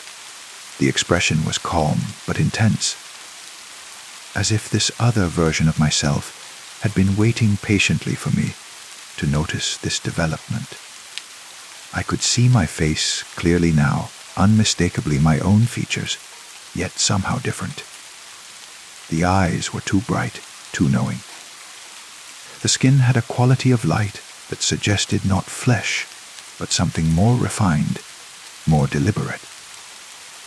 It was like looking at a better version of myself, one unburdened by doubt or confusion, one who understood secrets I hadn't learned yet. The photo began to update in real time. I could watch as the figure moved slightly, shifted position, blinked, breathed. It had become less like a photograph and more like a window. A portal into that adjacent bedroom where this other version of myself lived and waited and watched. I started avoiding my own bedroom. The resemblance between my space and the photo space had become too uncanny, too uncomfortable. I slept on the living room couch, but even there I could feel the pull of the image, the need to check it. to see what new development awaited me. The figure in the photo began to interact with objects that didn't exist in my bedroom, reaching for books I hadn't read, touching lamps I didn't own, writing in journals I had never purchased. It was building a life parallel to mine, but richer, more purposeful, more complete. Sometimes I caught glimpses of movement beyond the figure's shadows, suggesting other presences, shapes that moved across the frame too quickly to identify. The other bedroom was not empty except for its primary occupant. Others lived there too, beings or entities that shared space with this better version of myself, creating community where I had only solitude. The timestamp began to change, not randomly, but following patterns I slowly learned to recognize. Sometimes it showed 3:17 a.m., sometimes other times that corresponded to moments when I felt most lost or alone. The photo was documenting not just a bedroom, but a state of being, capturing times when the barrier between realities grew thin enough for one to photograph the other. A month after its first appearance, the figure in the photo looked directly at me. Not at the camera, but at me, as if seeing through the phone's screen to where I sat watching. The eyes held mine with an intensity that made me dizzy, a recognition that transcended the boundaries of digital image and physical presence. It raised one hand in a gesture that might have been greeting or goodbye, then pointed to something beyond the camera's frame. Following that gesture with my eyes, I noticed for the first time that the angle of the photo revealed a corner of a mirror on the far wall of that other bedroom. In that mirror's reflection, dim but unmistakable, I could see the shape of whoever was taking the photograph. The photographer wasn't me. It was someone else, someone whose face remained hidden in shadow, but whose posture suggested patience, familiarity, the comfortable stance of someone who belonged in that space. Someone who had been documenting this other version of my life, creating a record of the person I might have become under different circumstances. I understood then that the photo couldn't be deleted because it wasn't really mine to delete. It belonged to that other version of myself, the one who lived in the adjacent bedroom with different books and better light, and mysterious companions who cast shadows at the edges of the frame. I was merely the recipient of this documentation, a witness to possibilities I hadn't chosen but couldn't forget. The photo still updates, still changes, still refuses deletion. I've stopped trying to remove it and started treating it as a gift, a window into what might have been or what might yet be. Sometimes I use it as meditation, studying the calm contentment on that other face, the purposeful way that other body moves through its enhanced space. Late at night, when my own bedroom feels too empty and my own life too small, I look at the photo and remember that reality is more flexible than we pretend, that identity is more fluid than we assume, that somewhere in the vast network of possibility, other versions of ourselves are living different stories, making different choices, becoming different people. The undeletable photo remains in my phone, a persistent reminder that we are never just one thing, never just one story. Somewhere in a bedroom that mirrors mine, but surpasses it in every detail, another version of myself sleeps peacefully, documented by caring hands. Surrounded by community I can only glimpse in shadows, living the life I photograph, but cannot yet inhabit. Tonight, as every night, I'll check the image before sleep watching my better self breathe in that better world, wondering if somewhere in the reflection of that distant mirror, another version of me is watching back, equally curious about this parallel life, this adjacent possibility, this proof that identity is infinite and stories never truly end. They only branch into new beginnings we haven't learned to see yet. Story 6. I've always been a light sleeper, which is why the meteor shower drew me from my bed at 3 a.m. The astronomy app on my phone had promised a spectacular display, the peak of the Perseid shower, visible from my backyard if the light pollution wasn't too severe. I pulled on a jacket and padded outside in bare feet, the grass cool and damp beneath my toes. The night was perfect for stargazing. Clear skies, minimal wind, and the moon was dark, leaving the stars unobscured in their ancient patterns. I spread a blanket on the lawn and lay back, letting my eyes adjust to the darkness. The familiar constellations emerged one by one: Orion, the Big Dipper, Cassiopeia in her celestial chair. The first meteor appeared exactly at 3:17 a.m. It streaked across the sky from northeast to southwest, a brilliant silver thread drawn against the black canvas of night. Beautiful and brief, exactly what I'd expected. I made a wish, as you're supposed to do, something small and simple about finding peace in the coming week. The second meteor followed 30 seconds later, tracing a similar path. Then a third, and a fourth. The shower was more active than the app had predicted, which delighted me. I settled deeper into the blanket, feeling the earth solid and reassuring beneath my back, and watched the sky come alive with falling stars. It was the seventh meteor that made me sit up and lean forward, squinting at the darkness. Instead of the straight, diagonal streak I'd been watching, this one curved. It started in the same region of the sky as the others, but halfway through its journey, it bent at an almost right angle, forming what looked like the letter. Before burning out, I blinked hard, wondering if my eyes were playing tricks on me. Meteors don't change direction mid-flight. They follow predictable trajectories based on gravity and momentum. What I'd seen was impossible. But then the eighth meteor fell, and it carved a perfect O in the sky. My breath caught in my throat. I sat up completely now, the blanket pooling around my waist as I stared upward. The O had been unmistakable, a complete circle of light that formed and faded in the span of 2 seconds. No tricks of perception, no wishful thinking. The meteor had somehow traced a circular path against every law of physics I understood.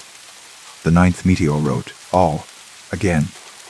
The 10th spelled K-L-O-O-K. I was looking.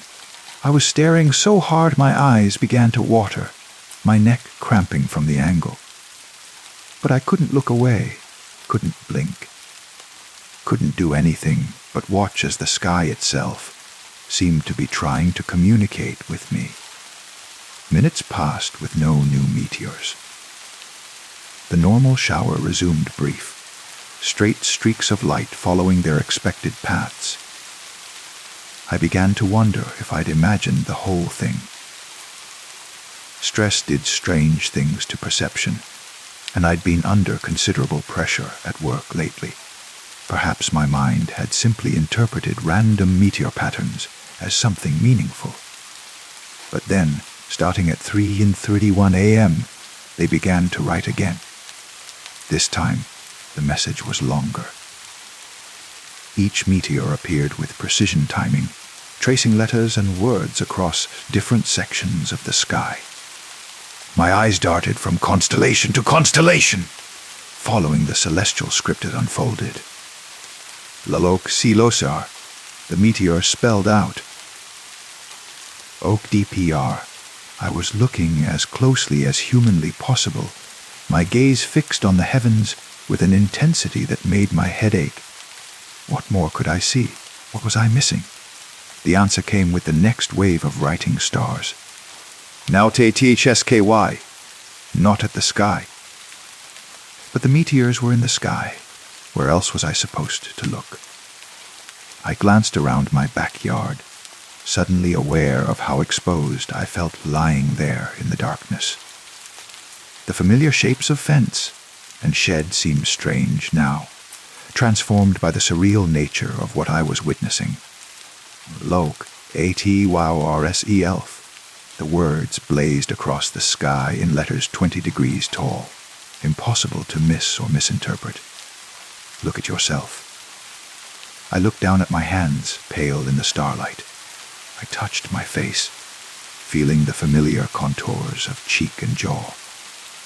Everything seemed normal, unchanged from when I'd first come outside. But as I stared at my hands, I noticed something odd.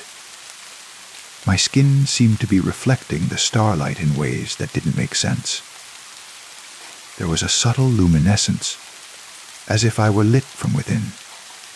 I held my palms up to catch the ambient light, and saw tiny points of brightness scattered across my skin like freckles made of stardust. Y-O-R-U-R-S-H-E-N-G. The meteor words appeared with increasing frequency now, overlapping across the sky in a symphony of light and meaning. I watched in fascination and growing fear as the messages became more personal, more intimate. Wo-U-H-V-L-E was B-I-N-G. I thought about the past few months, the strange dreams that had been plaguing my sleep.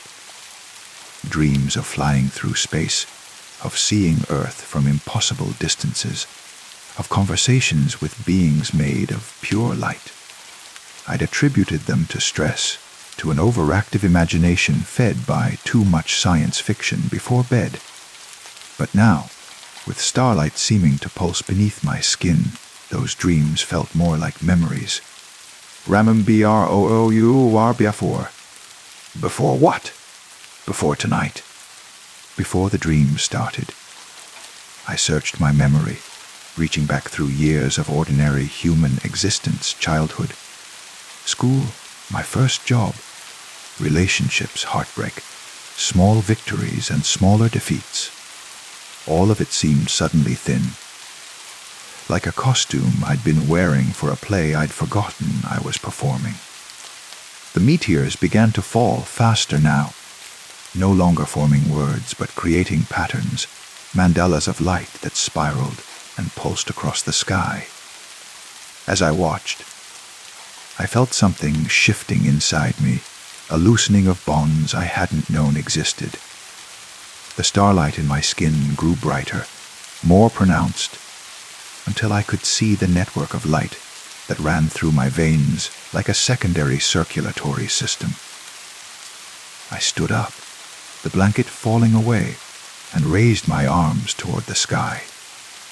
The meteors responded, swirling in tighter patterns directly overhead. I understood, with a clarity that bypassed rational thought, that they weren't meteors at all. They were signals, beacons, calls from something vast and ancient that had been waiting patiently for me to remember. The ground beneath my feet felt less solid now, as if I were standing on water rather than earth. When I looked down, I saw that I was beginning to fade, becoming translucent. The grass showed through my legs, the stars visible through my torso. But instead of fear, I felt relief, as if I were finally being allowed to shed a disguise that had grown uncomfortable and constraining. Home-e. Home-e. The lights wrote across the sky. Home. The word resonated through me with the deep recognition of absolute truth. This backyard, this house, this entire planet, none of it had ever truly been home. I'd been visiting, experiencing, learning what it meant to be human. But now the lesson was complete, and it was time to return to where I belonged. I looked up at the swirling patterns of light above me, and I began to understand their language. Not words anymore, but concepts and emotions transmitted directly through brightness and motion. They spoke of journeys that spanned galaxies, of civilizations that existed between the spaces of atoms, of love that transcended the boundaries of individual existence. My body continued to fade, but I wasn't disappearing, I was transforming. The flesh that had housed me for 7 years was revealing itself to be nothing more than a shell, a temporary vessel for something far more ancient and vast.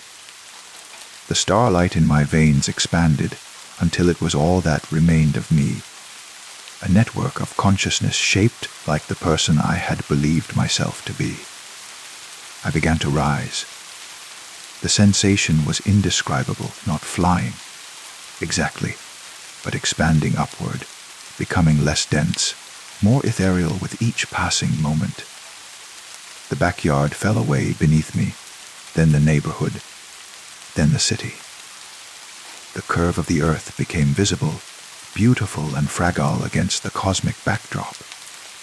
Other lights rose to meet me, beings like myself, composed of starlight and memory, returning from their own journeys through human experience. We moved together in patterns that echoed the meteors that had called us home, spiraling upward through atmosphere and void toward something that waited in the space between galaxies. Below us, the Earth continued its ancient rotation, carrying billions of humans through their daily dramas of love and loss, hope and fear. Some of them would look up at the sky tonight and see only meteors, random debris burning up in the atmosphere. But others would see the messages, would feel the pull of recognition, would remember who they really were beneath the comfortable fiction of human identity. The Perseid shower would be particularly active this year, the astronomy reports would say. Unusually so. Scientists would puzzle over the irregular patterns, the meteors that seemed to defy physics with their curved trajectories and impossible formations.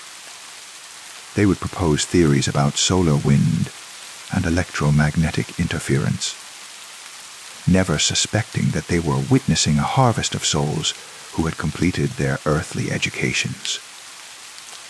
As we rose higher, beyond the pull of Earth's gravity, beyond the reach of its atmosphere, I felt myself merging with the cosmic dance that I had been part of all along. The individual identity of the person I had been remained, but it was now just one note in a symphony of consciousness that spanned the universe. The meteors had stopped falling. The sky was empty and normal again. But somewhere in a backyard, a blanket lay abandoned on damp grass, and the only evidence of what had occurred was a lingering scent of ozone and the faint impression of footprints that seemed to fade away into starlight. The Perseid shower was over. The calling was complete. And in the vast spaces between the stars, new journeys were beginning, carrying points of light toward worlds and experiences yet to be explored. The universe was infinite, and there was always more to learn. Story 7. The applause always begins at exactly 10:47 p.m. I know this because I've been tracking it for 6 weeks now, marking the time in a notebook that has become my obsession. 6 weeks since I moved into the apartment on Maple Street. 6 weeks of trying to convince myself that the sound couldn't be what it seemed to be. But tonight, as I sit in my living room with every light blazing and my ears straining against the silence, I know I can't pretend anymore.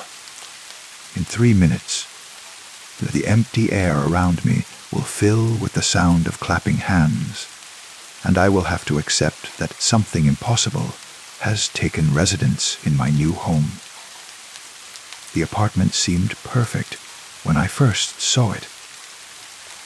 High ceilings, original hardwood floors, tall windows that let in rivers of natural light. The rent was surprisingly affordable for the neighborhood, which should have been my first warning.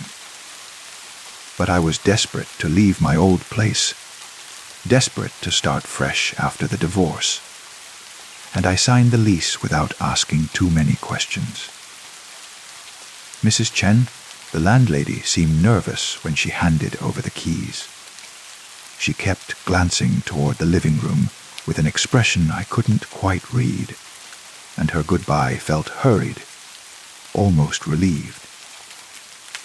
But I attributed her behavior to the usual awkwardness of rental transactions and thought nothing more of it.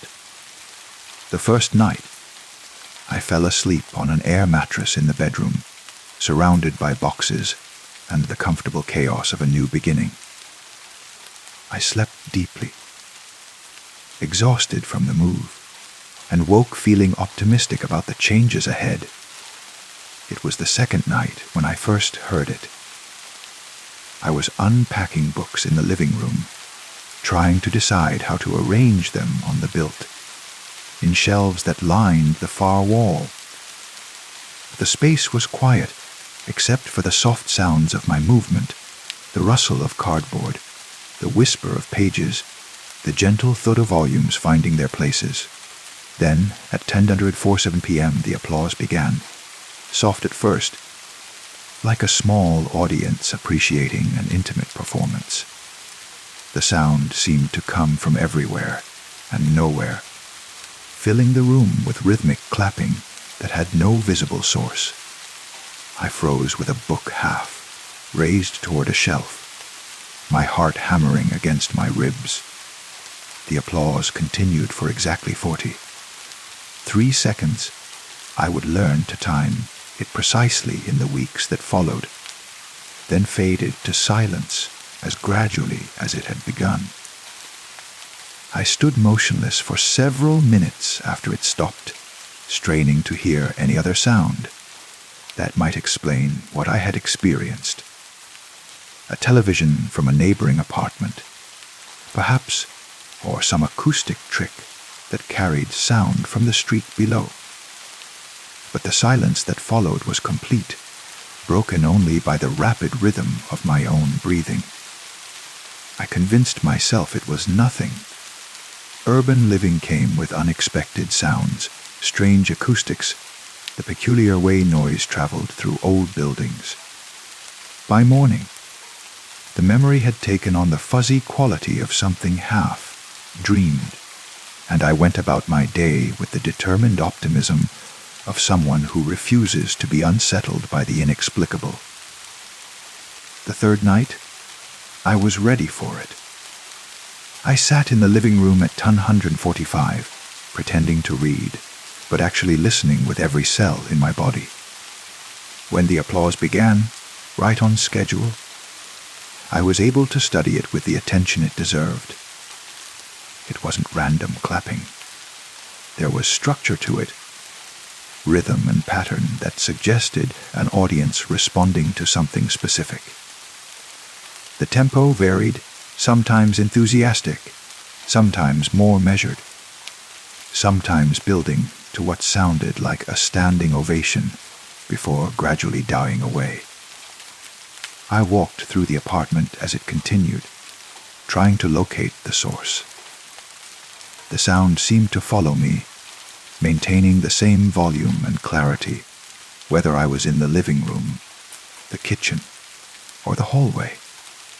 It was as if the applause existed in the air itself, as if the very atmosphere of the apartment had been infused with the memory of clapping hands. When it ended, I stood in my kitchen gripping the counter, trying to process what I had experienced.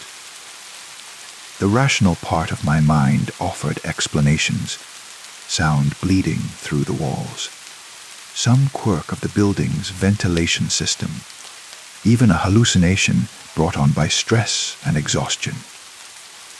But the applause had been too clear, too present, too impossible to dismiss. By the end of the first week, I had developed theories. Perhaps the apartment had once been used for performances of some kind.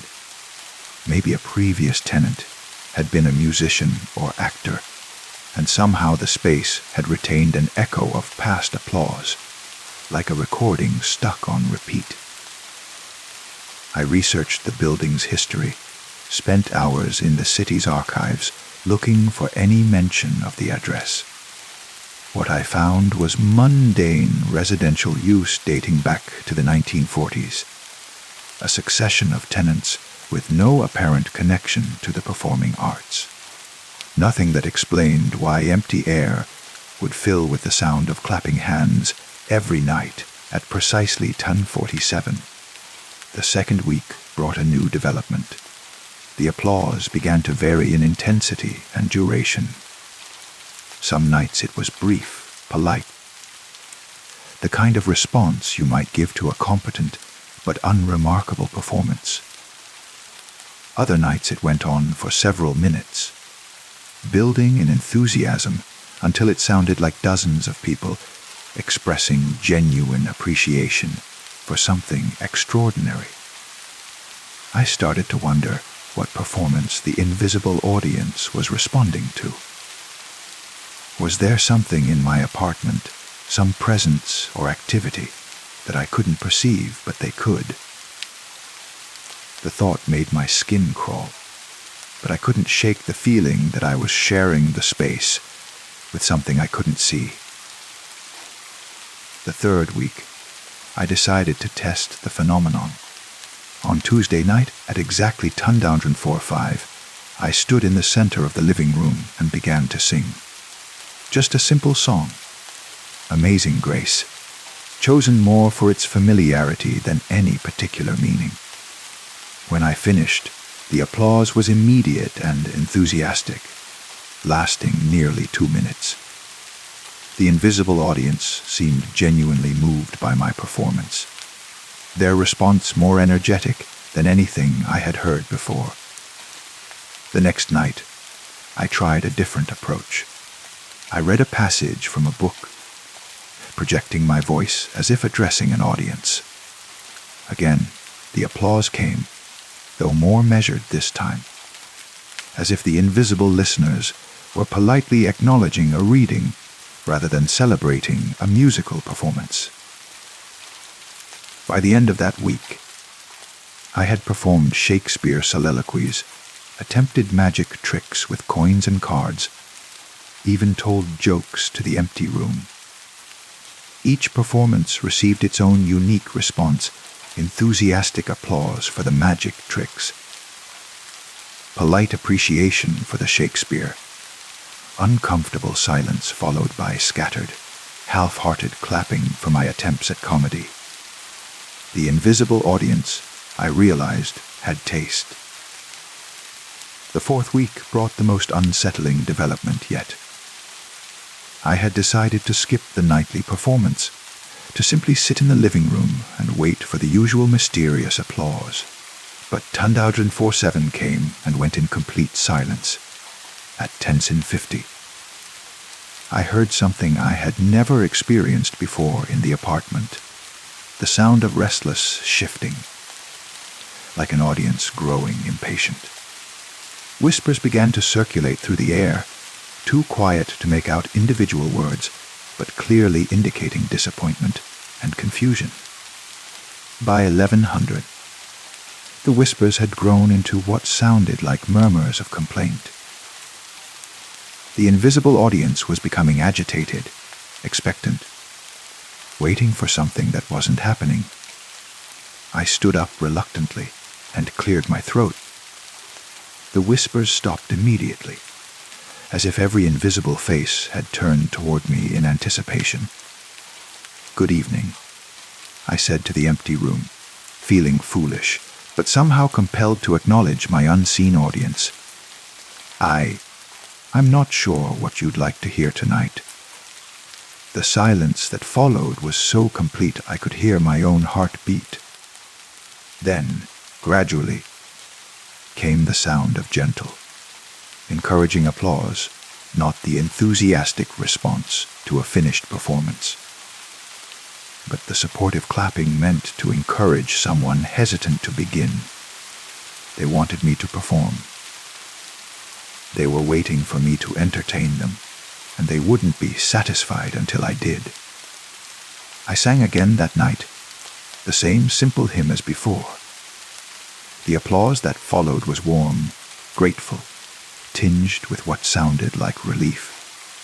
When it faded, the apartment fell into its usual quiet, but the silence felt different, satisfied rather than empty. The 5th week, I began to feel like a prisoner in my own home. Every night at 145, I would take my position in the living room and deliver whatever performance seemed to suit my invisible audience's mood. Songs, readings, stories from my childhood. I developed a repertoire designed to please my incorporeal listeners. But the strangest part was that I was beginning to look forward to it. During the day, I found myself thinking about what I would perform that evening. I practiced speeches in the mirror, memorized new songs, even looked up magic tricks online to expand my repertoire. The nightly performances had become the focal point of my existence, the moment when the apartment came alive with purpose and appreciation. I started to understand why the rent had been so affordable. Previous tenants must have discovered the same phenomenon, must have been driven away by the pressure to perform nightly for an audience they couldn't see. But unlike them, I was beginning to enjoy the strange responsibility. The 6th week brought the revelation that changed everything. I had been performing for almost 2 months when curiosity finally overcame caution. During one of my nightly shows, a recitation of Robert Frost's "The Road Not Taken," I began to move around the room as I spoke, testing whether the applause followed me or remained centered in one location. As I reached the line about taking the road less traveled, I found myself standing directly in front of the built-in bookshelves on the far wall. And there, at eye level between 2 volumes I had placed weeks ago, I saw something that made my blood freeze. A small brass plaque, tarnished with age and partially hidden behind my books. I moved the volumes aside with trembling hands and read the engraving. In memory of Margaret Torres, 1923-1987, who brought joy to this room for 40 years. Below the inscription was a smaller line of text that made everything clear. Dancing and voice lessons given here, 1947-1987. I sank into the chair nearest the bookshelf, my legs suddenly unable to support me. Margaret Torres had taught dance and voice in this very room for 4 decades. Generations of students had performed here, had received applause and encouragement in this space. The apartment hadn't retained the echo of past performances, it had retained the echo of past audiences.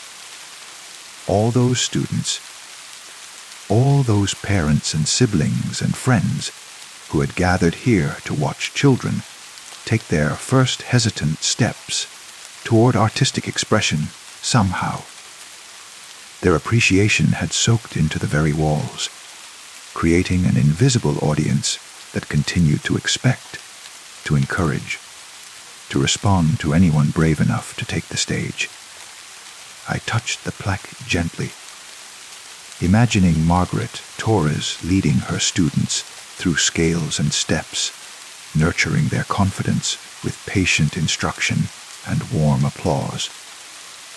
For 40 years, This room had been filled with the sound of people discovering their voices, their rhythm, their capacity to create something beautiful. No wonder the invisible audience had such refined taste. They had been trained by decades of witnessing human creativity in all its forms. That night, at Tundine 45, I stood in the center of the room and spoke directly to my unseen listeners for the first time. "I know who you are now," I said softly. "I know why you're here." The silence that followed felt different, attentive, almost hopeful. "Thank you," I continued, "for letting me share this space with you, for encouraging me, for listening, for helping me find something I didn't know I had lost." The applause that erupted was unlike anything I had heard before, thunderous, sustained, filled with what sounded like joy and recognition. It went on for nearly 5 minutes. Wave after wave of appreciation that seemed to come from every corner of the room. When it finally faded, I could have sworn I heard a single voice, elderly and kind, whisper, "Welcome home, dear. Welcome home." Now, 3 months later, I no longer think of the nightly performances as an obligation. They've become a collaboration, a conversation between past and present, between the creative energy that once filled this space and the creative energy I'm learning to nurture in myself. I've started taking dance lessons during the day, voice coaching on weekends. The invisible audience seems to appreciate my improving technique, their applause growing more enthusiastic as my skills develop. Sometimes I imagine Margaret Torres herself among them, nodding with approval as I slowly discover the performer I never knew I could be. The apartment isn't haunted, it's blessed. Blessed with the accumulated goodwill of everyone who ever supported a nervous student, ever encouraged a hesitant performer, ever believed that creativity deserves celebration regardless of skill level. And every night at Tundine 47, I take my place in what might be the kindest, most patient theater in the world, where the audience never leaves, never judges harshly, never fails to appreciate the simple act of someone trying to create something beautiful. The applause fills my empty room, but the room has never truly been empty. It's full of encouragement, full of hope, full of the accumulated belief that every person has something worth sharing, something worth celebrating. In 3 minutes, it will be Tundine 47. I've been working on a new piece, a song I wrote myself about finding unexpected homes in unexpected places. I think my invisible audience will appreciate it. After all, we've all found our way to this room somehow, drawn by the promise that creativity shared is creativity multiplied, that appreciation given freely returns to us in ways we never expected. The applause is about to begin, and for the first time in years, I'm not afraid to take the stage. Story 8. Nobody has called me Sonny in 23 years. It was my grandmother's name for me, a nickname born from her observation that I was always chasing sunbeams as a toddler, always gravitating toward the brightest spots in any room. She would call it out across her vast garden when I wandered too far, her voice carrying over the rows of tomatoes and sweet corn. "Sonny, come back where I can see you." Or she died when I was 7. The nickname died with her. My parents had never used it. My friends growing up knew me only as Sarah, later as Dr. Morrison in my professional life. Even my ex-husband, in our 5 years of marriage, never knew about Sonny. It was a secret between my grandmother and me, a piece of childhood that belonged to another life entirely. So when I heard it whispered in the darkness of my bedroom last Tuesday night, my blood went cold. I was in that liminal space between waking and sleeping, consciousness floating like a leaf on still water. The house around me held its familiar nighttime sounds, the soft hum of the air conditioner, the settling whisper of old wood, the distant murmur of traffic on the highway 3 miles away. Then, cutting through the gentle symphony of night, came the voice. Sunny.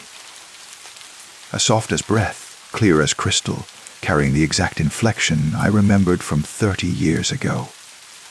The way she would say it when she wanted me to come inside for dinner, or when she was calling me from some hiding place in her endless garden.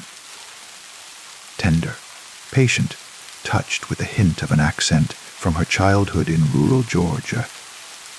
I sat up so fast my head spun.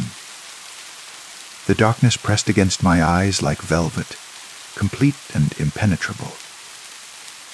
My bedroom curtains were drawn tight against the streetlights outside, creating a cocoon of black that seemed to pulse with my rapid heartbeat.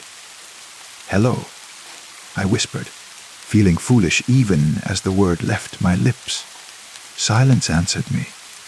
The air conditioner hummed. The house settled. Nothing more. I reached for the bedside lamp, my fingers fumbling for the switch in the darkness. Light flooded the room, harsh and sudden, revealing exactly what I expected, my familiar bedroom, unchanged and empty.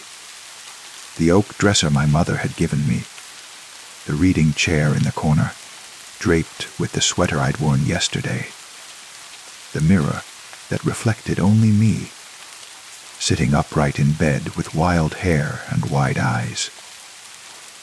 I waited for my heart to slow, for the rational part of my mind to reassert itself. Dreams bleeding into wakefulness, that was all. Stress from the promotion at work, the long hours, the pressure of managing a team of researchers twice my age. The mind playing tricks in that vulnerable space between sleep and consciousness. But even as I constructed these reasonable explanations, I knew what I had heard. The voice had been real as the lamplight now filling my room, as real as the goosebumps still rising along my arms. I left the light on when I finally lay back down. Sleep, when it came, was restless and full of dreams about my grandmother's garden, about chasing sunbeams between rows of vegetables while a familiar voice called my name. The next night, I was ready for it.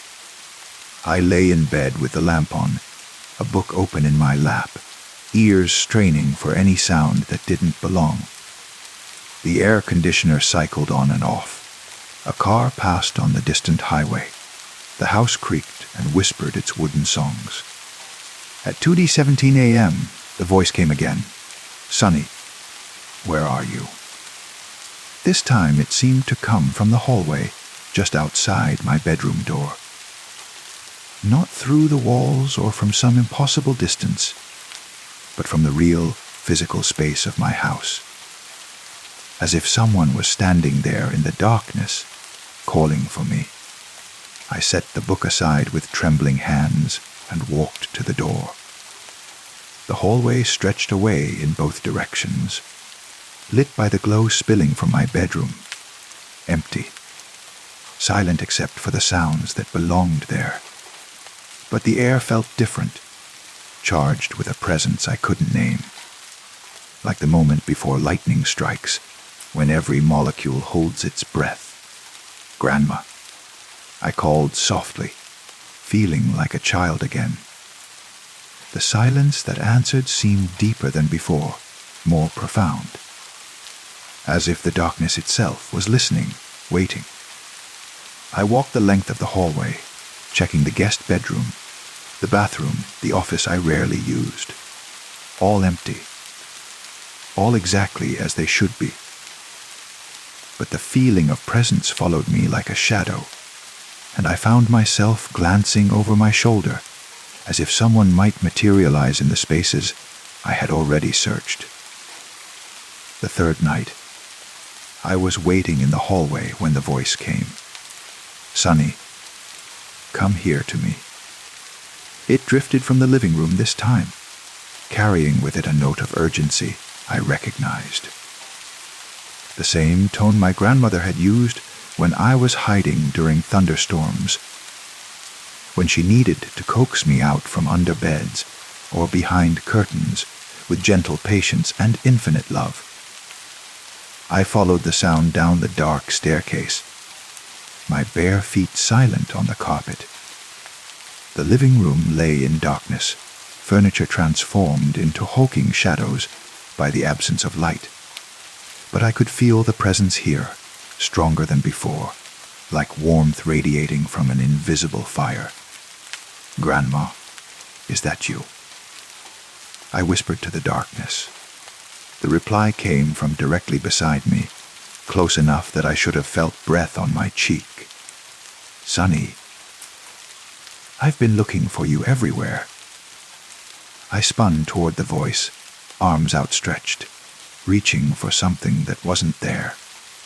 My hands found only air, only the familiar emptiness of my own home. But the voice had been so close, so present, that I could almost smell my grandmother's lavender perfume, almost feel the soft wool of her cardigan against my reaching fingers. "Where are you?" I asked the darkness, and my voice cracked with longing I didn't know I still carried. "I'm right here, sweetheart. I've always been right here." The words seemed to come from everywhere, at once, from the corners of the room, from the space between the couch cushions, from the hollow places inside my own chest, where grief had made its home. I turned on every light in the house and spent the rest of the night sitting at the kitchen table, drinking coffee and trying to make sense of the impossible. By morning, I had convinced myself it was stress, insomnia, the mind creating what the heart desperately wanted to hear. But the fourth night brought something new. I was lying in bed, every light in the house blazing, when I heard footsteps. Not the settling sounds of old wood or the skitter of mice in the walls. Real footsteps, measured and deliberate, moving through the rooms below with the confidence of someone who knew exactly where they were going. The steps climbed the staircase, each creak of the floorboards familiar as a heartbeat. They paused at the top of the stairs, then continued down the hallway, growing closer with each soft footfall. They stopped outside my bedroom door. I held my breath, staring at the door handle, waiting for it to turn. But it remained motionless, and after a long moment, the footsteps continued past my room toward the guest bedroom at the end of the hall. I heard the soft whisper of a door opening, then closing, then silence. My hands shook as I reached for my phone and dialed 911. When the police arrived 20 minutes later, they found no sign of forced entry, no evidence that anyone had been in the house besides me. The guest bedroom was empty, undisturbed, exactly as I had left it. Probably settling sounds.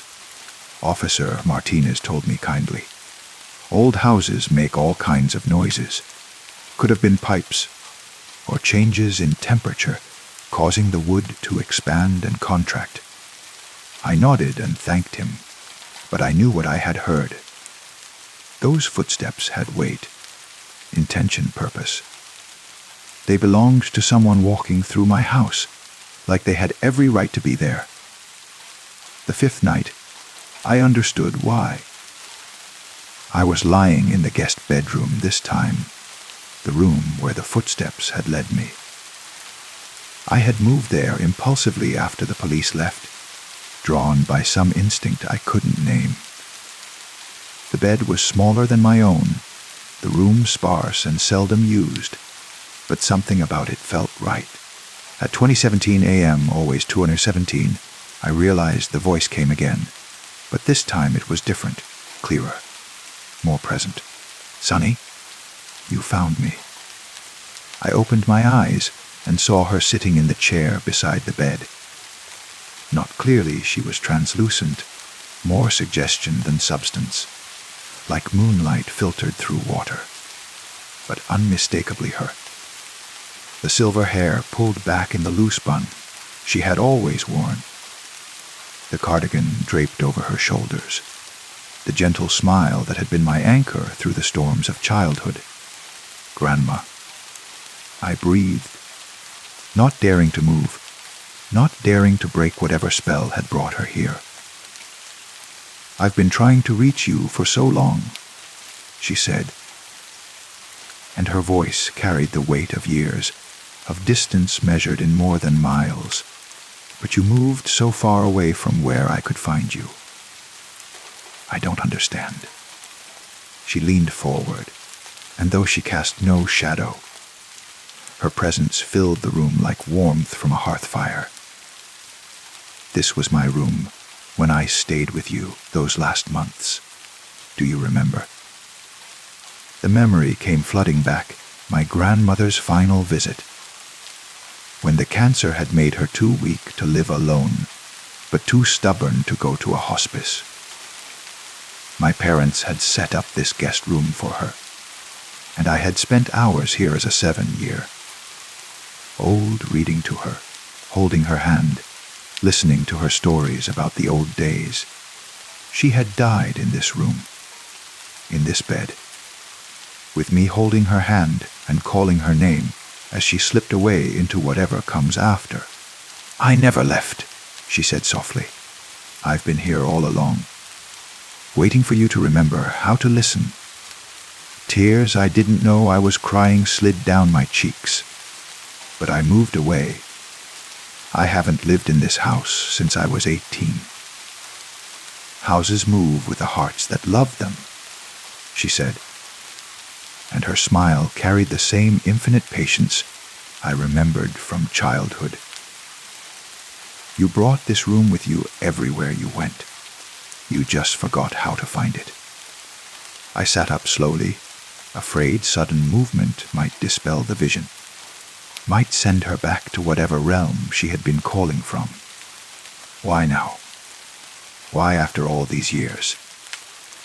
"Because you stopped running toward the light, Sonny." Her form flickered like candlelight in a breeze, but her voice remained steady. "You've been hiding in the dark places, the safe places. But that's not who you are. That's not who I raised you to be." I thought about my life, the careful career, the controlled relationships, the measured risks and calculated outcomes. When had I stopped chasing sunbeams? When had I learned to prefer shadows? "I was so afraid when you left," I whispered. "I didn't know how to be Sonny without you there to call me home." "Oh, sweetheart." She reached toward me, and though her touch was no more substantial than cool air against my skin, I felt the love in it, or the same love that had followed me through decades of forgetting.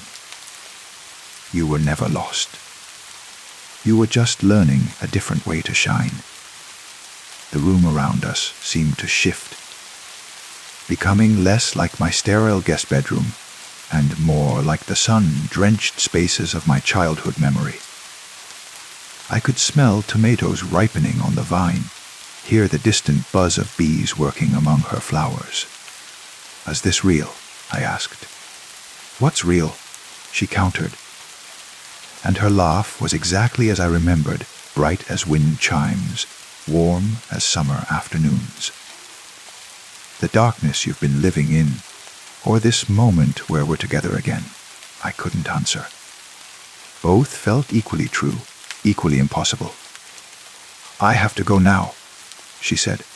and already she was beginning to fade, becoming more transparency than presence. But Sonny, remember what I taught you about light? That it always finds a way. I said automatically, the lesson coming back like muscle memory, even through the smallest cracks. She agreed. Even when you think there's nothing but darkness, light always finds a way. Her form dissolved like mist, but her voice lingered a moment longer. Chase the sunbeams, Sonny. Chase them home. I woke in the morning, still sitting up in the guest room. Tears dried on my cheeks. Sunlight streaming through windows I didn't remember opening. The room smelled faintly of lavender and growing things, though I kept no plants and wore no perfume. On the nightstand beside the bed, a nightstand that hadn't been there when I went to sleep, sat a small ceramic pot. Inside, a single sunflower seed was already sprouting, its first green shoot reaching toward the morning light. I moved back to my own bedroom that night, but I kept the guest room door open. Sometimes, in the space between sleeping and waking, I thought I heard soft footsteps in the hallway, the whisper of a voice calling gently through the darkness. But these sounds no longer frightened me. They sounded like someone walking through a garden at twilight, checking on things that were growing in the quiet spaces of the night. The sunflower grew with impossible speed, reaching toward every window, following the light as it moved through my house during the day. Within a week, it had grown too large for the small pot, so I transplanted it to the backyard. Within a month, it towered over the fence, its face turned always toward the sun. Neighbors began to stop and ask about it, drawn by its unusual size and the way it seemed to glow even on cloudy days. Children pressed their faces against the fence to stare up at the enormous golden head. Giggling when the wind made it dance, I started a garden around it. Tomatoes first, because they had been her favorite. Then sweet corn, peppers, herbs that filled the air with their green perfume. The neighbors' children began to visit, drawn by some quality of light that seemed to gather in that space. I taught them the names of things that grew, showed them how to follow the sun's path through the sky, how to find the bright spots where life flourished best. And sometimes, when I called them in for lemonade or sent them home for dinner, I heard an echo in my voice that hadn't been there for 23 years. The voice came back one more time, months later, on a night when I was sitting in the garden, watching fireflies dance among the plants. It drifted from the darkness beyond the sunflower's shadow, soft as a blessing. "There's my Sonny," it said, and the words carried all the love and approval I had spent my adult life trying to earn from other sources. There she is. I looked toward the voice, but saw only the gentle glow of fireflies weaving patterns in the summer air. But I smiled and whispered back to the darkness, "I'm here, Grandma. I'm right here." The garden grew. The sunflower stretched higher. And in the mornings, when I walked among the plants with coffee steam rising from my mug, I chased the early light as it filtered through leaves and petals, following its golden path like a child who had finally remembered her way home. Sometimes I think about that night in the guest room, wonder if it was real or dream, or something in between. But then I look at the sunflower, impossible tall and bright, and I know that some truths don't need to be explained. Some voices in the darkness are exactly what they seem to be: love, calling us back to ourselves. reminding us who we were before we learned to be afraid of the light. The nickname fits again now. I've started using it at work, letting people know they can call me Sonny. It sounds right coming from other voices, but it sounds best in the quiet moments when I'm alone in the garden, when the evening light slants gold through the growing things, and I hear it whispered on the wind like a benediction, like a coming home. Like someone who has been waiting patiently in the darkness, watching me learn to shine again. Story 9. The conversation thread looks like madness when I first notice it. Dozens of messages from my phone, all bearing my name, all showing only my responses to something I cannot see. Blue bubbles stretching down the screen, each one a reply to silence, each one an answer to questions that no longer exist. Okay, I'll be there in 20 minutes. Thanks for understanding. I know this is weird. No, I don't think you're imagining it either. What time did you say you saw her? I'm scared too. Can you stay on the phone with me? I scroll through the conversation, my thumb moving across the glass screen with increasing urgency. The messages span several weeks, dating back to early September, but only my half of the dialogue remains. The other person's words have vanished, leaving behind only the ghost shapes of conversation, the negative space where another voice once lived. My phone feels heavier in my hands as I read my own words, trying to reconstruct the missing pieces of dialogue. Who was I talking to? What were we discussing that made me say I was scared, that made me ask someone to stay on the phone with me? The blue bubbles float in isolation, each one a fragment of connection to someone who has been erased from my digital memory. I check the contact at the top of the conversation thread. It shows my own name, my own profile picture. That selfie I took last summer in Golden Gate Park, squinting against the sunlight, smiling at something just out of frame. But this makes no sense. I don't text myself. I've never texted myself. Yet here's evidence of weeks of conversation with my own contact, and I can remember none of it. Can you meet me at the coffee shop on Pine Street? I brought the photos you wanted to see. Look at the one from last Tuesday. Do you see what I mean? Your memory is getting worse, isn't it? The last message stops me cold. My memory is getting worse. I can see myself typing these words. Can almost feel the weight of concern that prompted them. But I cannot remember who I was writing to or why their memory problems would matter to me. The message is time-stamped from yesterday at 3:47 p.m., and I have no recollection of sending it. I tap the phone icon at the top of the conversation, hoping to find a call history that might shed some light on this mystery.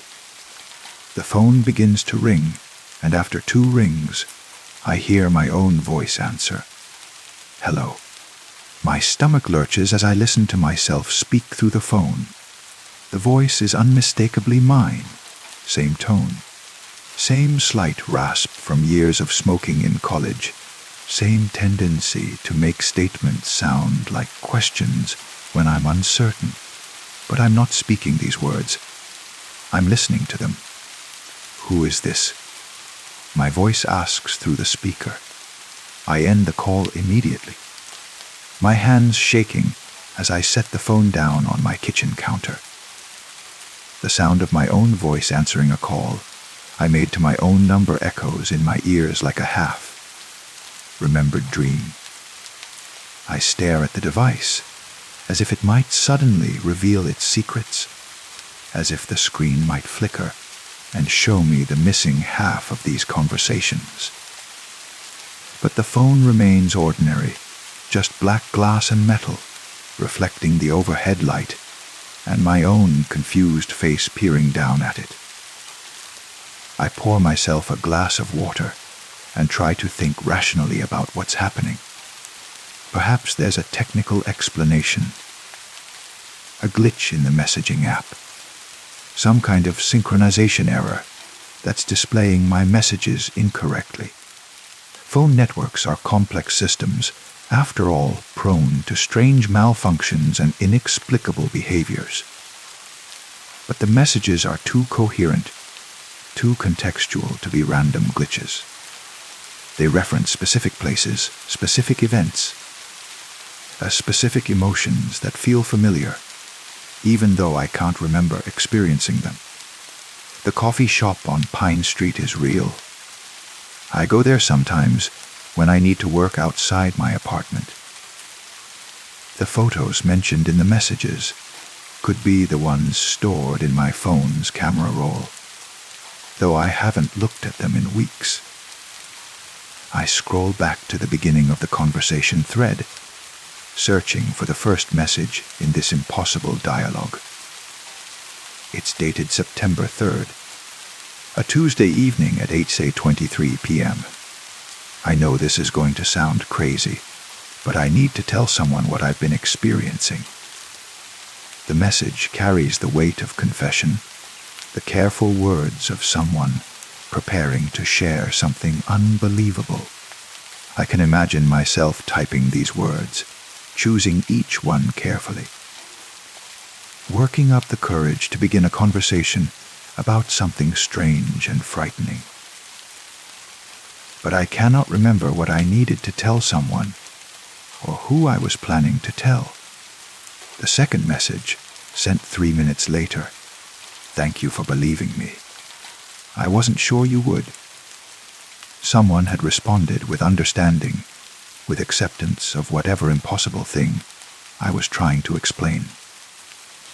The relief in my own words is palpable, even now, even without context. I continue scrolling through the one-sided conversation, each message a breadcrumb leading deeper into a mystery I apparently lived but cannot remember. The progression is unsettling.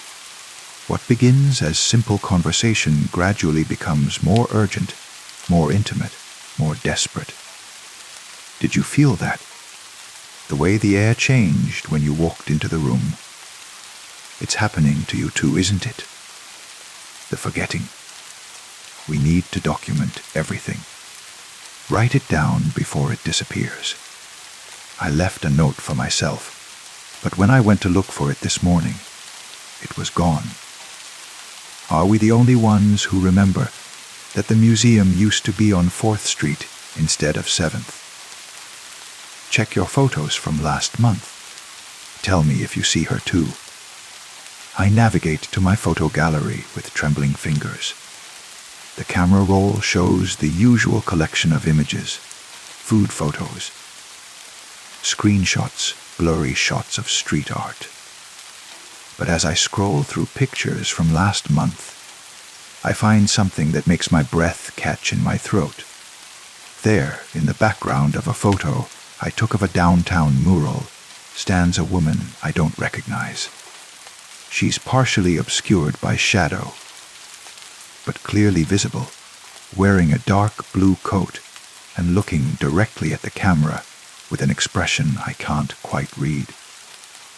The photo is time-stamped from September 15th, and I have no memory of anyone being near me when I took this picture. I zoom in on her face, but the image pixelates, revealing no new details. She remains a stranger, yet something about her posture, the angle of her head, feels eerily familiar. As if I've seen her before, perhaps many times, but the memories refuse to surface. She's in more of your photos now. The one from the coffee shop, the one from the park. I checked those photos. The coffee shop image shows my usual table by the window, my laptop open, a half-finished lat cooling beside the keyboard.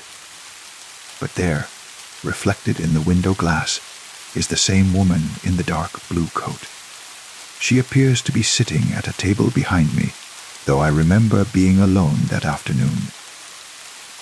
The park photo is worse. She's not hidden in the background or caught in reflections this time. She's sitting on the bench next to me, clear as daylight, looking at something in her lap while I smile at the camera with my arm extended in selfie pose. The image shows two people sharing a moment together. But I remember taking that selfie alone, remember the slight embarrassment of photographing myself in public with no one around. I think she's trying to tell us something. The way she looks at us, it's like she knows us. What if we knew her before? What if forgetting her is part of what's happening to us? I had the dream again. We were children, playing in a backyard I don't recognize. She was there, laughing at something we said. When I woke up, I could almost remember her name. The photos are changing. Look at the one from your birthday dinner. She's at the table now. My birthday was in August, weeks before this conversation thread began. I find the photo from that evening myself at a restaurant table with friends, all of us raising glasses in a toast. But the image on my phone shows an extra person at the table, the woman in the blue coat sitting beside me, raising her own glass to join our celebration. She's integrated so seamlessly into the scene that anyone viewing the photo would assume she belonged there, that she'd always been part of the group. Yet I distinctly remember that dinner. 5 people around the table, myself, Sarah, Mike, Janet, and Carlos. Not 6, never 6. She left me a note today. It was in my handwriting, but I didn't write it. What did it say? Remember the lighthouse. Remember what we promised each other. I don't know what lighthouse she means. I've never been to a lighthouse in my life. But even as I read these words, an image flashes through my mind. White, painted walls rising against a gray sky. The sound of waves crashing against rocks, the taste of salt in the air. The memory is gone almost as soon as it appears, leaving behind only the faint impression of significance, of something important forgotten. I set the phone down and walked to my kitchen window. Needing to ground myself in the present moment, in the familiar view of the courtyard and the building across the street. But as I look down at the concrete space below, I see something that shouldn't be there. A woman in a dark blue coat stands in the courtyard, looking up at my window. Even from 4 stories up, I can see that it's the same woman from the photographs, the same stranger who has been quietly inserting herself into my documented memories. She raises one hand in what might be a wave, or might be a gesture of recognition. I blink, and she's gone. The courtyard is empty except for the usual scattered leaves and the maintenance crew's forgotten ladder leaning against the far wall. My phone buzzes with a new message. The notification shows my own name, my own face, but I know I haven't sent anything. With shaking hands, I open the conversation thread. Look outside your window. The timestamp shows the message was sent 30 seconds ago. While I was standing at the window, while my phone was lying on the kitchen counter several feet away. I type a response. My fingers moving almost without conscious direction, I saw her. She was in the courtyard. The message appears in blue, joining the long chain of my own words. But this time, I remember sending it. This time, I'm aware of participating in the conversation, even though I still can't see the other person's responses. Another message appears immediately. again bearing my name and timestamp. She's trying to help us remember. We used to know her before the forgetting started.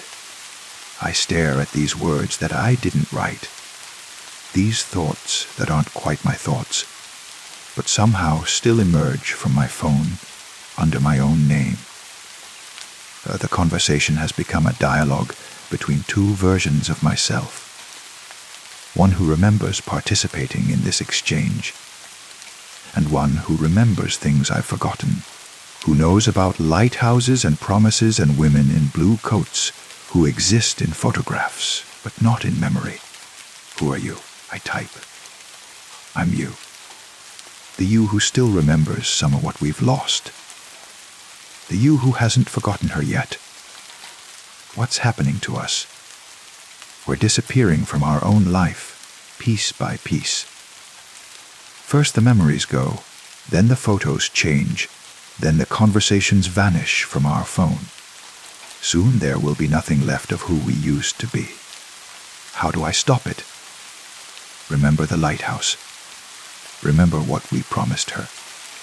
Remember that some things are worth holding on to, even when the world tries to erase them. As I read these final words, I feel something shifting in my mind, like tumblers falling into place in a complex lock. The image of the lighthouse returns, stronger this time, bringing with it the scent of ocean air and the sound of a woman's laughter. Not the stranger in the blue coat, but someone else. Someone whose face I can almost see, whose voice I can almost hear. Her name was Emma, appears on my screen, though I don't remember typing it. She was our sister. The word hits me like a physical blow. Sister. I've never had a sister. I'm an only child, always have been.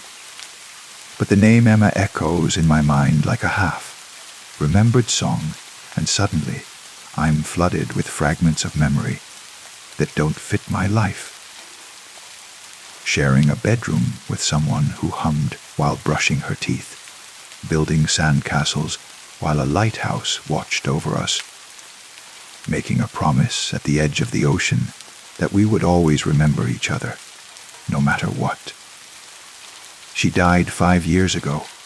The next message reads, car accident on Highway 1, coming back from visiting the lighthouse we loved as children. Everyone forgot about her except us. But now we're forgetting too.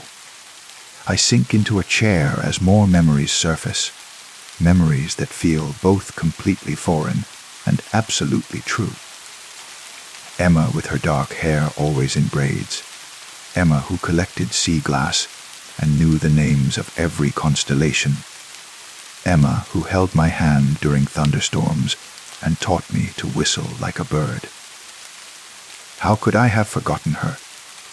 How could an entire person simply vanish from my life, from everyone's life, leaving behind only traces in photographs and one-sided conversations with myself? The forgetting is spreading, appears on my screen. Soon I won't remember her either. Soon. You'll be alone with these messages you can't understand, wondering who you were talking to and why you sound so afraid. Is there a way to make it stop? Go to the lighthouse. She's waiting there. She's always been waiting there. I know which lighthouse the messages mean, though I've never consciously remembered visiting one. It's north of the city, perched on a cliff overlooking the Pacific. Emma and I went there every summer as children, collecting shells and making wishes and promising we would always be sisters, no matter how old we got or how far apart life took us. The conversation thread goes silent after that last message. No more responses appear, no more words from the other version of myself, who still holds pieces of the truth I've lost. I sit in my kitchen as evening falls, holding my phone and trying to decide whether to trust these impossible messages Whether to believe in a sister, I can't quite remember, and a lighthouse that may or may not exist. But the photos don't lie. Emma's face looks back at me from dozens of images, growing clearer now that I know to look for her, growing more real as my mind slowly reconstructs the shape of a relationship that someone or something tried to erase. In picture after picture, we're together. At restaurants, in parks, at birthday parties, living the kind of shared life that siblings create over years of accumulated moments. I book a ride to the coast without really deciding to do it. My hands move across the phone screen as if guided by instinct, entering the address of the lighthouse that I shouldn't know but somehow do. The driver who picks me up is silent during the hour-long journey, and I spend the time scrolling through more photos, watching Emma's presence become stronger and more defined with each image.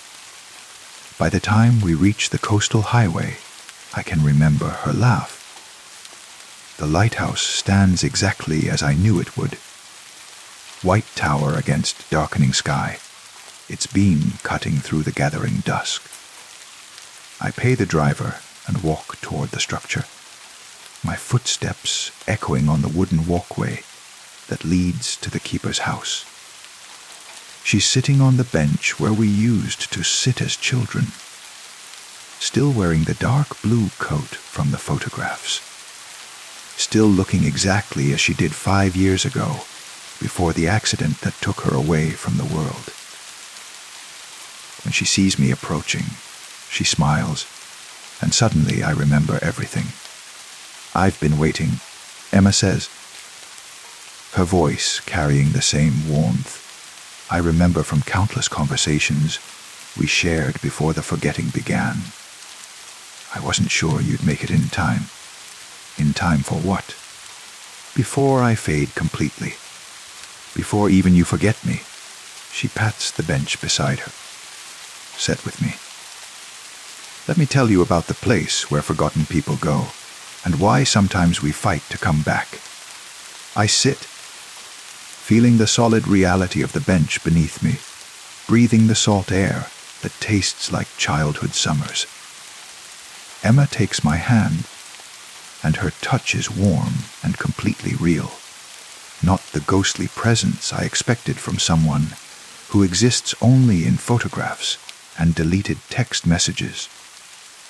Some kinds of love are stronger than death, she tells me as the lighthouse beam sweeps across the water.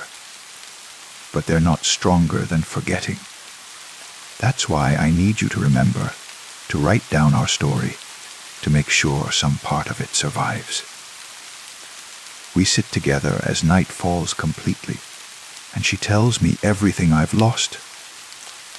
Our shared childhood, our adult friendship, the plans we'd made, and the dreams we'd shared.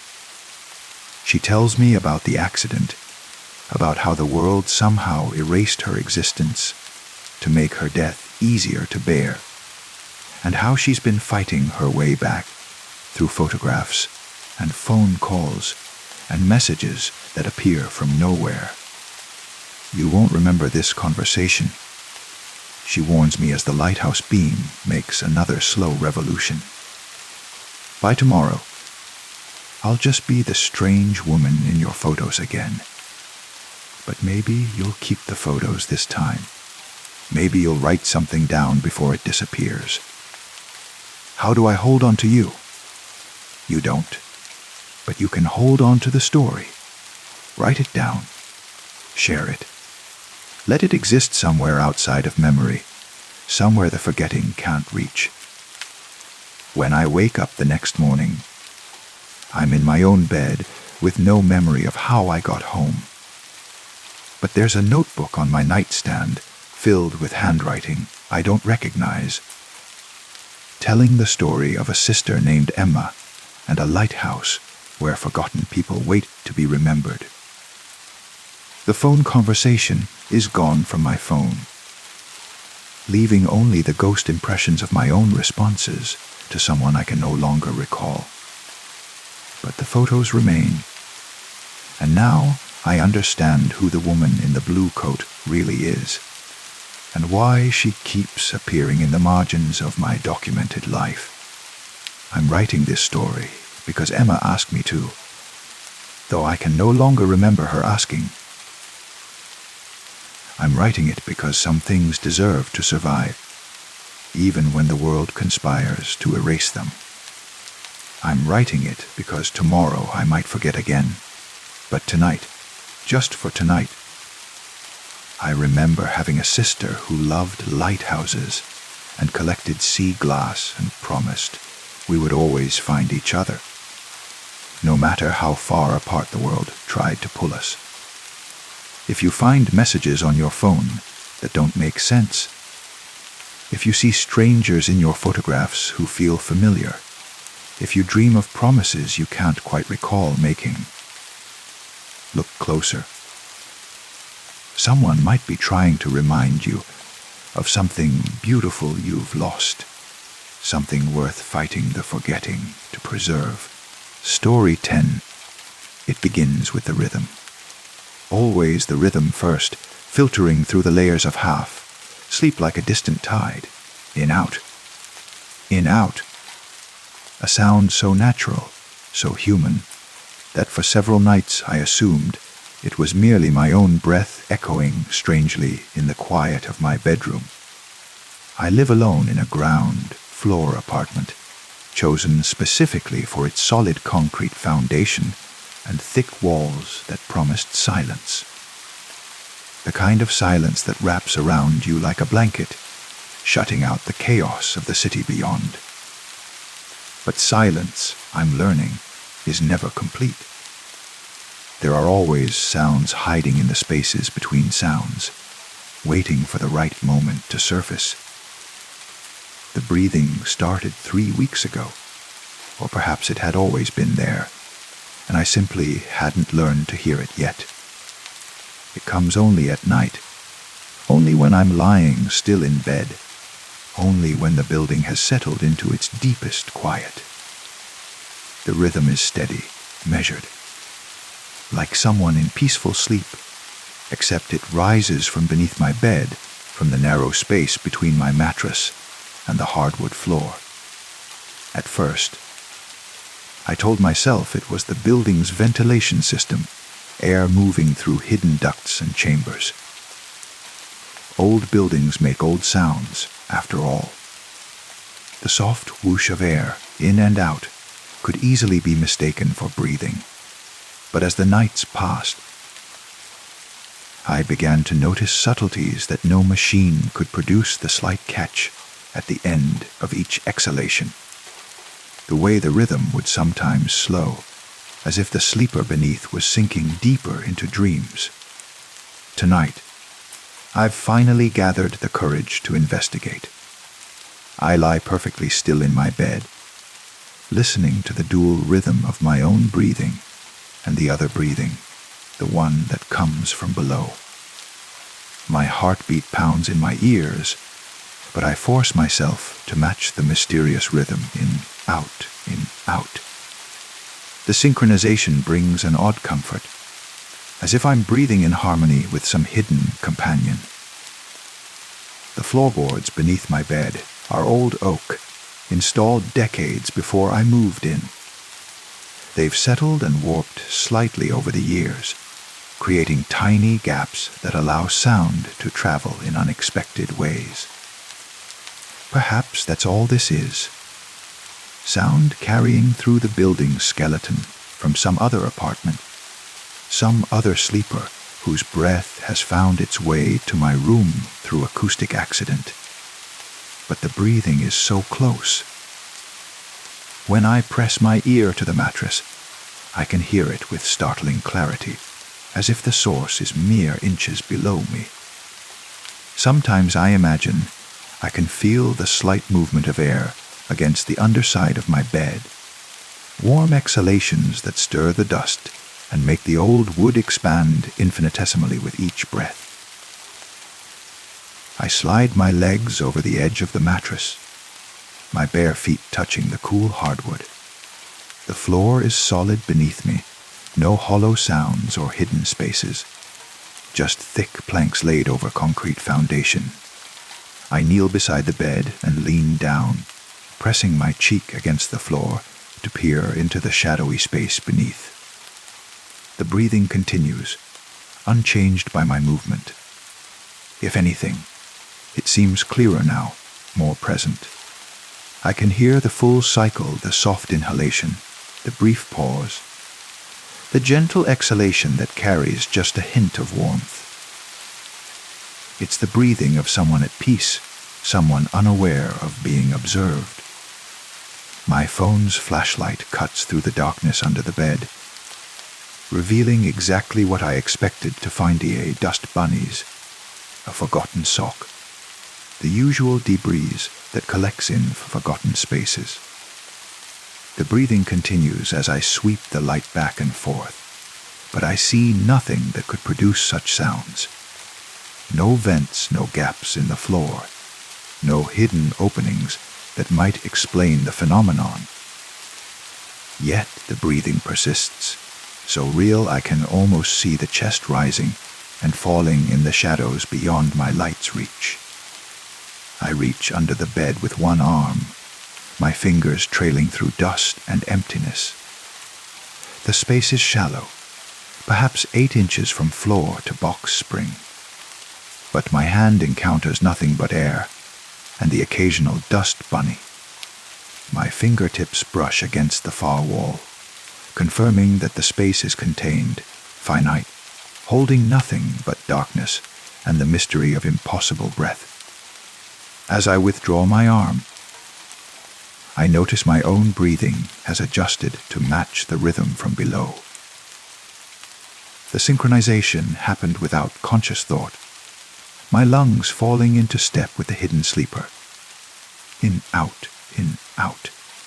The harmony is soothing, almost hypnotic, as if we're sharing the same air, the same dreams. I sit back on my heels and close my eyes, just listening. The breathing beneath me is so consistent, so peaceful, that I begin to find it comforting rather than disturbing. It's like having a sleeping companion, someone to share the long hours of the night without the complexity of actual human presence. The sound has texture. I can hear the soft brush of air against what might be lips, the barely audible whistle of breath through nostrils, the subtle shift in pitch between inhalation and exhalation. These are the sounds of a living person, not a machine or an acoustic illusion. But when I shine the light under the bed again, I see only empty space and shifting shadows. I decide to speak to it. Hello. My voice sounds strange in the quiet room, too loud and too real. The breathing continues uninterrupted. I can hear you. I know you're there. Still nothing changes. The rhythm remains steady, peaceful, undisturbed by my words. I try again, softer this time, almost whispering, "Who are you?" For a moment, I think I hear a slight shift in the pattern. A longer pause, a deeper exhalation. But then it settles back into its familiar rhythm. Perhaps I imagine the change, or perhaps the sleeper beneath is simply settling deeper into whatever dreams occupy the space below my bed. I climb back onto the mattress and lie down, staring at the ceiling. The breathing continues beneath me, and I find myself matching its rhythm again without conscious effort. In, out.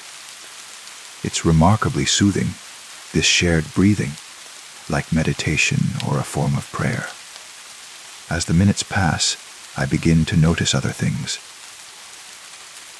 The subtle creaking of the building seems to synchronize with our breathing. The distant hum of the refrigerator adjusts its frequency to harmonize with our rhythm. Even my heartbeat begins to slow and match the peaceful pace of the sleeper below. I wonder if this is what it means to be truly in sync with another person. Not just sharing space, but sharing the basic rhythms of existence.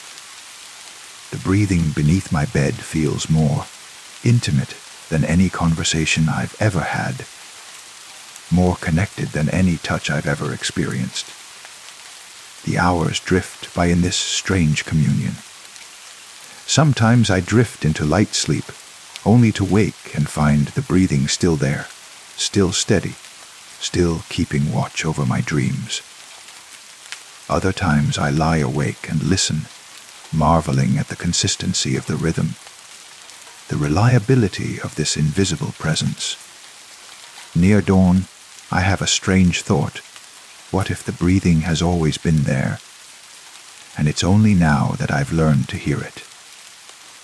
What if every space contains hidden sleepers, invisible dreamers whose presence we feel but cannot see? What if loneliness is simply our failure to notice the companions who share our most intimate spaces? I reach down and place my palm flat against the floor beside my bed. Through the wood, I can feel a subtle vibration, not the breathing itself, but perhaps its echo, its resonance through the building's bones. The sensation travels up my arm and settles in my chest, synchronizing with my own respiratory rhythm. Thank you, I whisper to the space beneath me, for keeping me company. The breathing continues, unchanged but somehow warmer now, as if acknowledging my gratitude. I close my eyes and let the sound carry me toward sleep, feeling less alone than I have in years. When morning light filters through my curtains, the breathing fades gradually, like a dream dissolving at the edges. I listen for it, pressing my ear to the mattress, but hear only the ordinary sounds of day beginning traffic, birds, the building awakening around me. But I know it will return tonight, and the night after, and all the nights to come. I've found my invisible companion, my rhythm keeper, my guardian of the space between sleep and waking. I no longer question what breathes beneath my bed. Instead, I've begun to wonder what would happen if it stopped. Would I be able to sleep in true silence? Would I remember how to breathe alone? Tonight, I think I'll leave a glass of water beside my bed, close enough for the sleeper below to hear it, if they're thirsty. It seems like the least I can do for someone who has shared so many peaceful hours with me. Someone who has taught me that presence doesn't require visibility, that companionship can exist in the space between heartbeats, in the pause between one breath and the next. As I prepare for another day in the world above, I find myself already looking forward to the moment when darkness falls and the breathing begins again. In a city full of strangers, I've discovered that I'm never truly alone. There's always someone sleeping just beneath the surface, sharing my dreams and keeping time with the rhythm of my deepest rest. Story 11. The cursor blinks against the white screen with mechanical patience, waiting for words that haven't come yet tonight. I've been staring at this blank document for 20 minutes, my fingers hovering over the keyboard without purpose or direction. Sometimes the creative process requires this kind of emptiness, this waiting for inspiration to arrive like a delayed train. The computer hums quietly in the corner of my home office, a sound so constant I usually forget it's there. But tonight, the hum seems different. Deeper! More resonant, as if the machine is processing something more complex than usual. I notice these details because it's past midnight, and the world has that crystalline quality it gets when most people are sleeping and the ordinary noise of daily life has faded away. I'm working on a short story, or trying to. Something about memory and loss, though I can't quite grasp the central concept yet. The ideas float at the edge of consciousness like half-remembered dreams, substantial enough to feel important, but too ephemeral to pin down with actual words. The notification sound chimes softly, that gentle piano note that announces new email or a completed task. But I haven't been expecting anything, and I closed my email client hours ago. I glance at the taskbar and see a small icon I don't recognize as a document symbol with a clock overlay. Curious, I click on it. A new document opens automatically, already filled with text. The file name in the title bar reads, Personal Record File, Docs, and today's date, though I don't remember creating or naming such a file. The document appears to be some kind of official report, formatted with headers and bullet points, and the sterile language of bureaucracy. But as I begin to read, my blood turns to ice water in my veins. Personnel DEH card subject. My full name, date of event.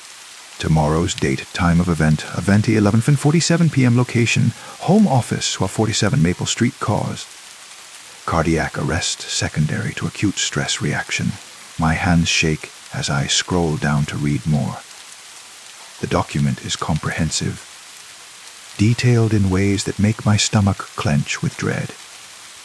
It describes my final day with precision that feels both impossible and absolutely certain. Timeline of final day, 7:23 a.m.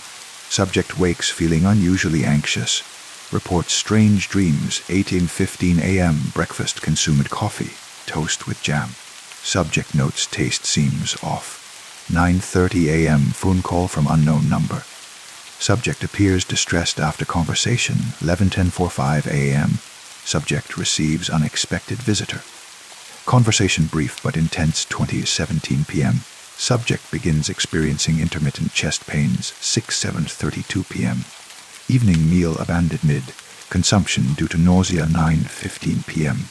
Subject retreats to home office. Appears agitated, 11:47 p.m. Fatal cardiac event occurs while subject is seated at computer. The level of detail is terrifying in its specificity. Not just times, but observations about my emotional state, my physical symptoms, even mundane details like what I eat for breakfast. It reads like a surveillance report compiled by someone who has been watching my every move. But the date is tomorrow. This is describing events that haven't happened yet. I scroll further down, hoping to find some indication that this is a joke or a mistake, or some kind of creative writing exercise I started and forgot about. Instead, I find more sections that make my heart race even faster.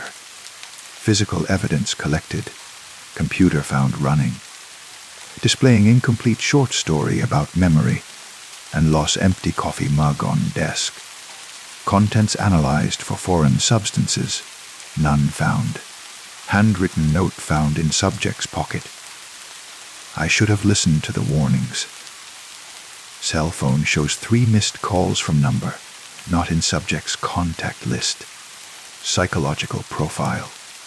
Subject demonstrated increasing anxiety in final weeks leading to event.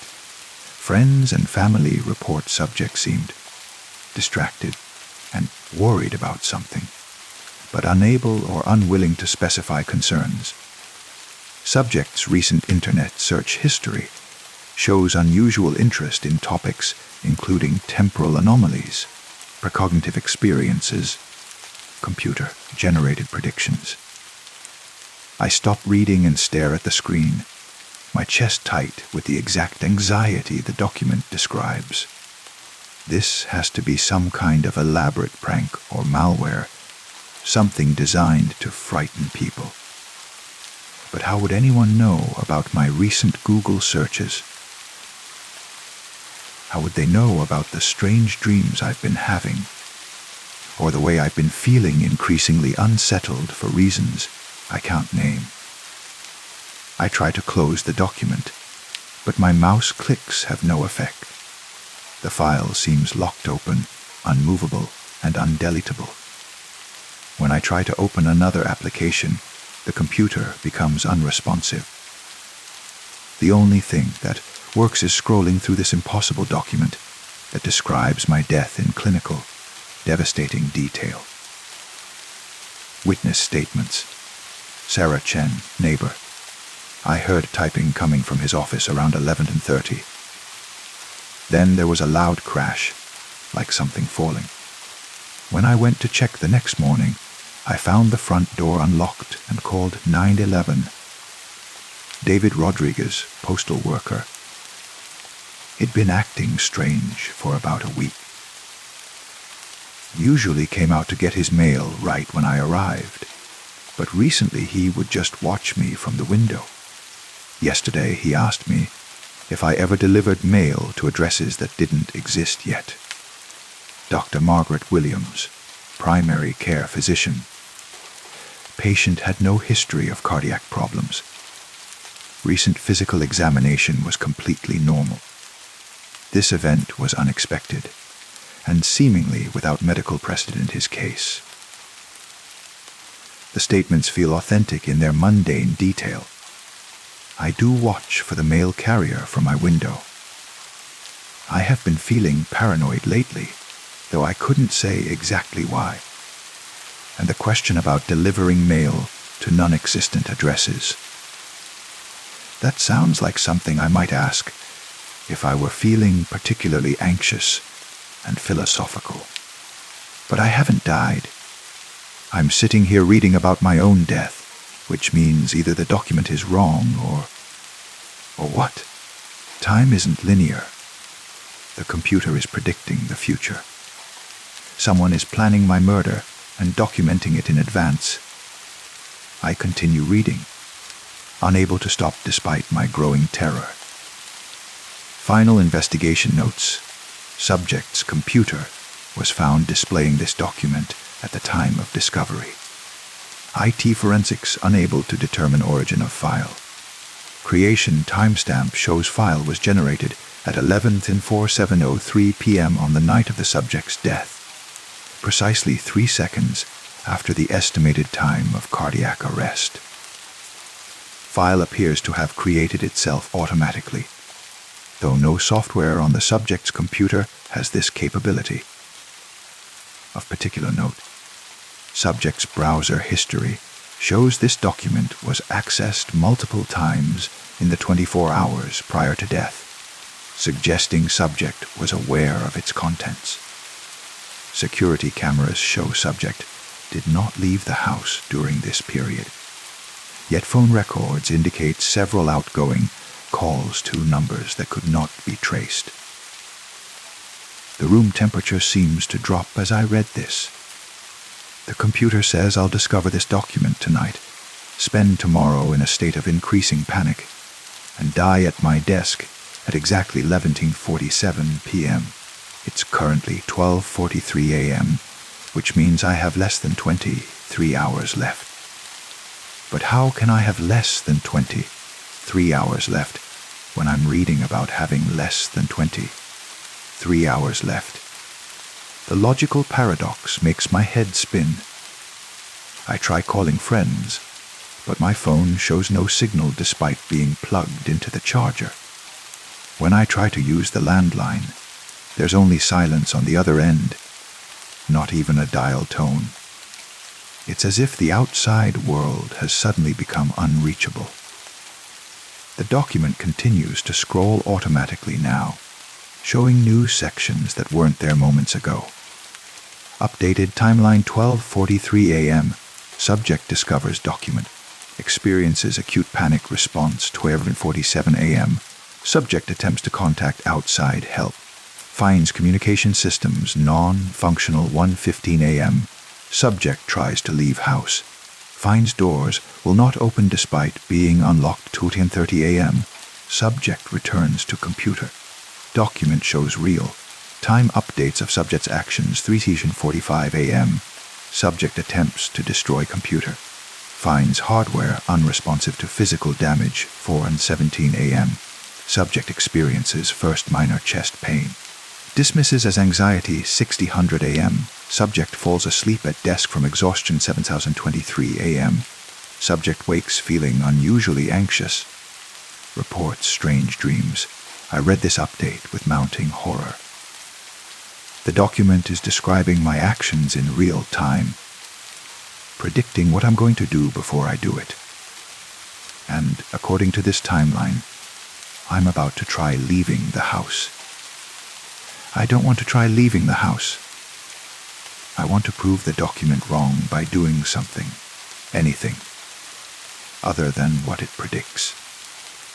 But the compulsion to test the door is already building in my mind, as if the document isn't just predicting my behavior, but somehow influencing it. I walk to the front door on unsteady legs. The deadbolt turns easily, and the handle rotates without resistance. But when I pull, the door doesn't budge. It's as if the frame has sealed itself shut, though there's no visible change to the wood or hardware. I throw my shoulder against it, but it might as well be part of the wall. The back door is the same. The windows, too. They all look normal. But they've become impassable barriers. I'm trapped in my own house with a computer that's writing the story of my death in real time. I return to the office and find new text waiting for me. Psychological assessment update. Subject now understands the nature of the situation, but remains unable to accept the inevitability of the documented outcome. This is consistent with the denial phase observed in 97.3% of subjects who encounter predictive death documents. Subject will now attempt to rationalize the experience as hallucination or mental breakdown. The accuracy is infuriating, because that's exactly what I was starting to think. That I'm having some kind of psychotic break. That the stress of work and isolation has finally pushed me over the edge into full delusion. But the document's knowledge of this thought process makes it impossible to dismiss. Either I'm having the most elaborate and self-aware psychotic episode in history, or something genuinely impossible is happening to me. Historical context. This phenomenon has been documented 847 times since the advent of personal computing. Subjects who encounter predictive death documents fall into three categories. Those who accept the prediction and spend their final day in peaceful resignation, at 12.7%. Those who fight against the prediction, attempting to change their fate, the 71.4%. Those who attempt to understand the mechanism behind the prediction, 15.9% subject appears to be transitioning from Category 2 to Category 3. This transition typically occurs around 3:15 a.m. I check the clock, 3:14 a.m. The precision is maddening. I want to scream, to smash the computer, to do anything that isn't predicted in this cursed document. But even my desire to rebel seems to be part of the pattern. I read on, drawn by a fascination that's stronger than my fear. Technical specifications. The predictive death documents are generated by an unknown process that interfaces with standard word processing software. Analysis suggests the documents originate from a temporal feedback loop. Information about the subject's death somehow propagates backward through time to create awareness of the event before it occurs. This awareness becomes part of the causal chain leading to the predicted death. Subjects who never encounter the document die from different causes at different times. The act of reading the prediction creates the future it describes. The paradox is both elegant and inescapable. The document exists because the death occurs, but the death occurs because the document exists. I understand now why I feel so trapped. It's not just that the doors won't open or the phone won't work. It's that my entire future has been collapsed into a single inevitability. Free will becomes an illusion when every choice I might make has already been documented and accounted for. But understanding doesn't bring acceptance. If anything, it makes me more determined to find a way out of this closed loop. I try shutting down the computer, but the power button does nothing. I unplug it from the wall, but the screen doesn't even flicker. The document continues updating, showing my increasingly desperate attempts to escape the prediction. Subject behavior analysis. Current actions consistent with 71.4% of subjects who attempt to fight the prediction. Physical destruction of the computer will be attempted at approximately 3:45 a.m. This action will prove ineffective, as the document exists independently of the hardware displaying it. Compulsive behavior noted. Subject cannot stop reading despite obvious distress. This is due to the temporal entanglement created by the document's existence. Subject is now part of the causal loop and cannot extricate themselves through conventional means. I look at the desk clock, 3:43 a.m. In 2 minutes, apparently, I'm going to try destroying this computer. The prediction feels like a challenge, a dare to prove I have some control left. But doing what the document says I'll do feels like surrender, while not doing it feels like I'm being manipulated into compliance. Either way, the document wins. 3:45 a.m. arrives with clockwork precision. I find myself picking up a heavy paperweight, my hand moving almost independently of my will. I bring it down on the keyboard with all my strength, but instead of shattering keys and circuits, it bounces off as if hitting solid steel. The screen doesn't even flicker. I try again and again, attacking the monitor, the tower, even the power cables. Nothing has any effect. It's like trying to destroy my own reflection in a mirror. Exhaustion hits me like a physical weight. I slump back into my chair and stare at the screen, which has updated to document my failed attempt at destruction. Final phase analysis. Subject has now entered the acceptance phase, approximately 6 hours ahead of schedule. This acceleration is unusual, but not unprecedented. Subjects with higher analytical intelligence tend to exhaust denial and bargaining phases more quickly. Remaining time 19 hours, 52 minutes. Recommended actions for subjects' remaining time. Contact loved ones. E-communications will be restored at 9:30 a.m. Complete any unfinished creative or personal projects. Prepare final messages or arrangements. Accept the predetermined outcome with dignity. Note T. 4.3% of subjects in similar circumstances have reported finding unexpected peace in their final hours, describing the experience as liberating once the burden of uncertainty is removed. The suggestion of liberation strikes me as obscene. There's nothing liberating about having your future stolen from you, about being trapped in a house that's become a prison, about watching your own death unfold like a movie you can't turn off.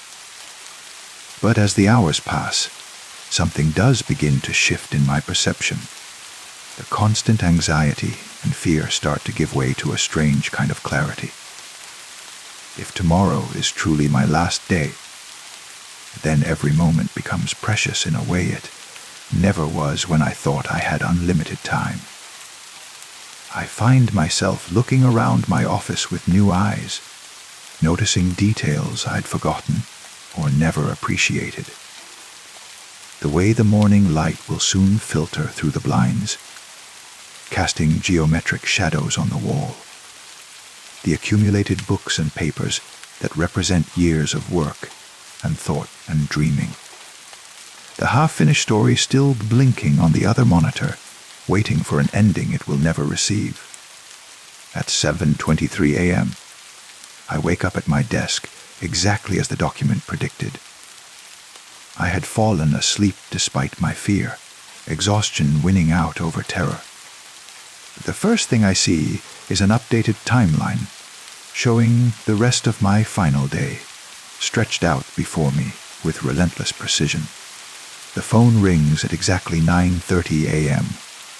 The caller ID shows a number I don't recognize, just as the document predicted. I answer it with resignation, no longer surprised by the accuracy of the predictions. Is this really you? The voice on the other end is my own, but different somehow. Sadder, tired. Who is this? I'm calling from tomorrow night, from 11:46 p.m. to be exact. 1 minute before you die. The impossibility of this conversation doesn't shock me anymore. After everything I've experienced, talking to my own voice from the future feels almost mundane. What do you want to tell me? I ask. That it's not as bad as you think it will be. The fear is worse than the actual moment. When it happens, there's a kind of completion, like finishing a long, difficult book and finally understanding what it was about. Is there any way to change it? You know there isn't. You've read the document. You understand the loop. But I can tell you this. The story you were trying to write, about memory and loss, you'll understand it completely in your final hour. The ending will come to you perfect and whole. Will I get to write it down? In a way. It'll be written in the document itself, in the spaces between the predictions. Look for it tonight, in your last hour. You'll see it there. The story you've been trying to tell your whole life. The line goes dead, leaving me holding the phone and staring at a day that stretches ahead with predestined precision. Breakfast that will taste wrong. A visitor I don't want to see. Chest pains that will herald the beginning of the end. But also, somehow, the promise of understanding. The completion of a story I've been trying to write without knowing what it was about.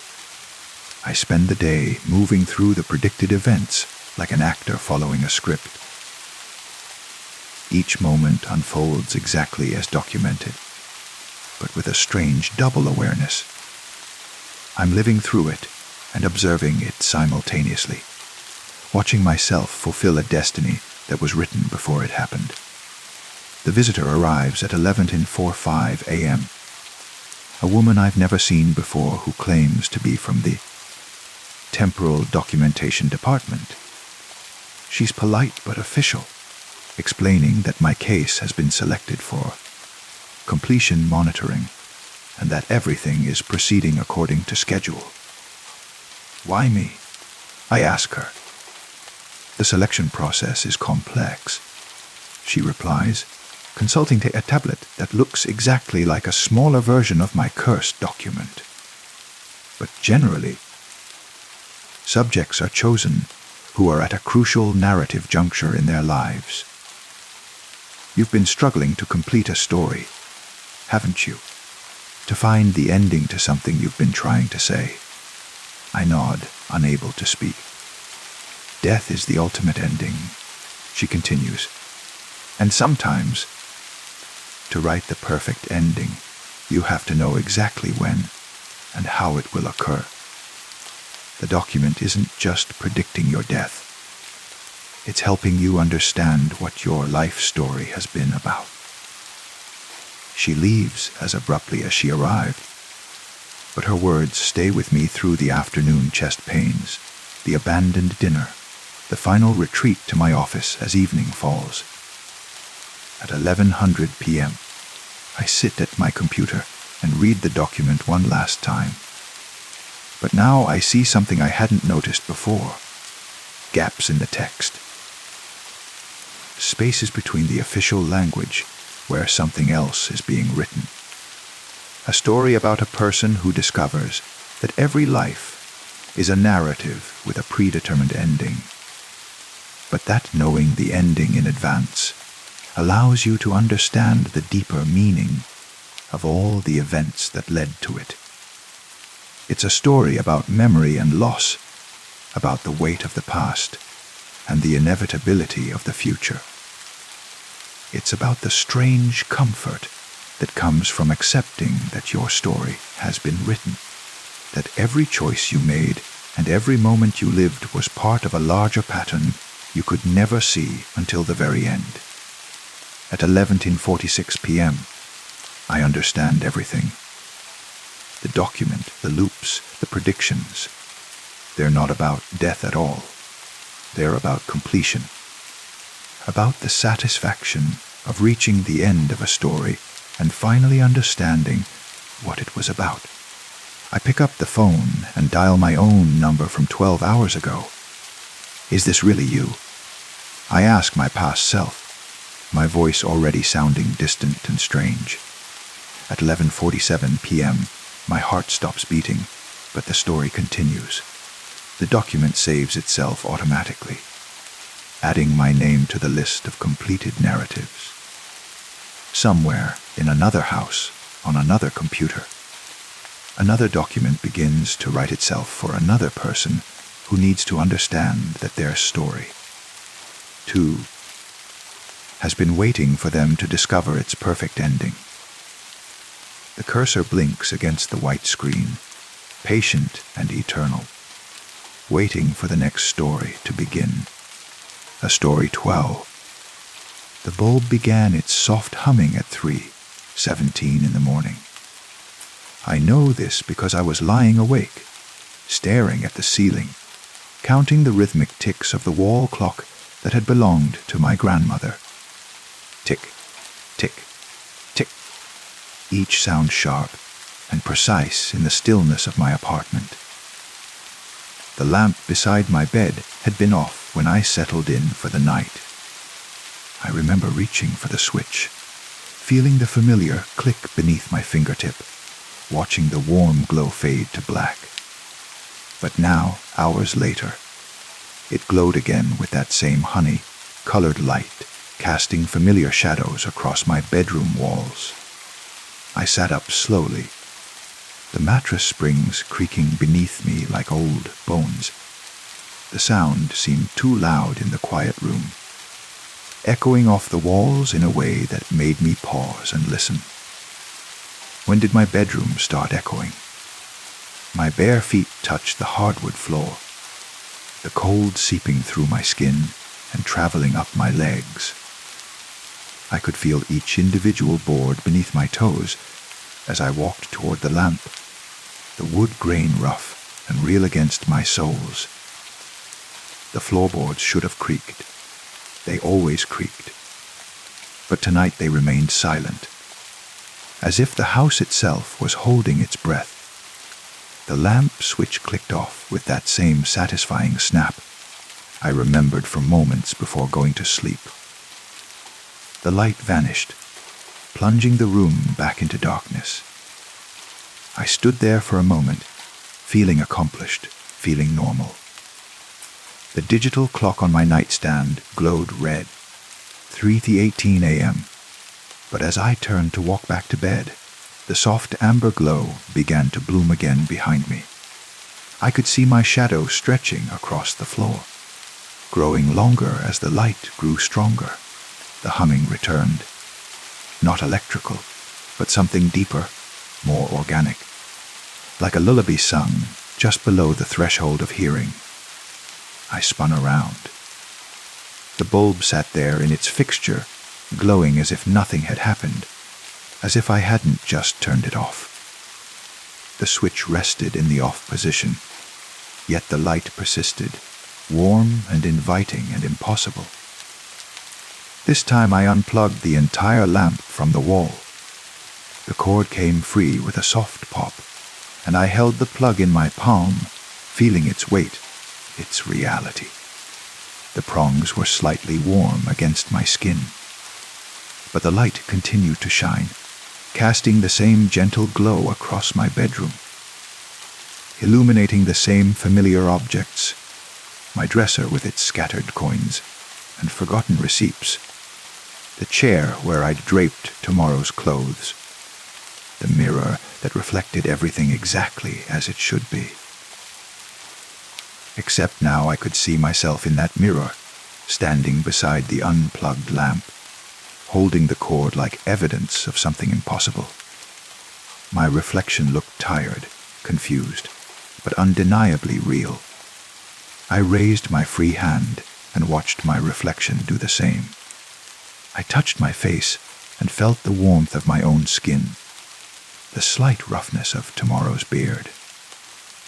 The bulb hummed louder now, or perhaps I was simply listening more carefully. The sound seemed to pulse in rhythm with my heartbeat, which had begun to quicken despite my attempts to remain calm. I could feel my pulse in my throat, in my wrists, in the temples where a dull headache was beginning to bloom. I carried the unplugged lamp to the kitchen, my feet finally making the familiar sounds on the hardwood, soft shuffles and gentle pads that proved I was still in my own home, still grounded in reality. The kitchen light switch responded normally, flooding the room with harsh fluorescent brightness that made me squint and blink. I set the lamp on the counter and stared at it. The bulb continued to glow, casting a warm circle of light onto the granite surface.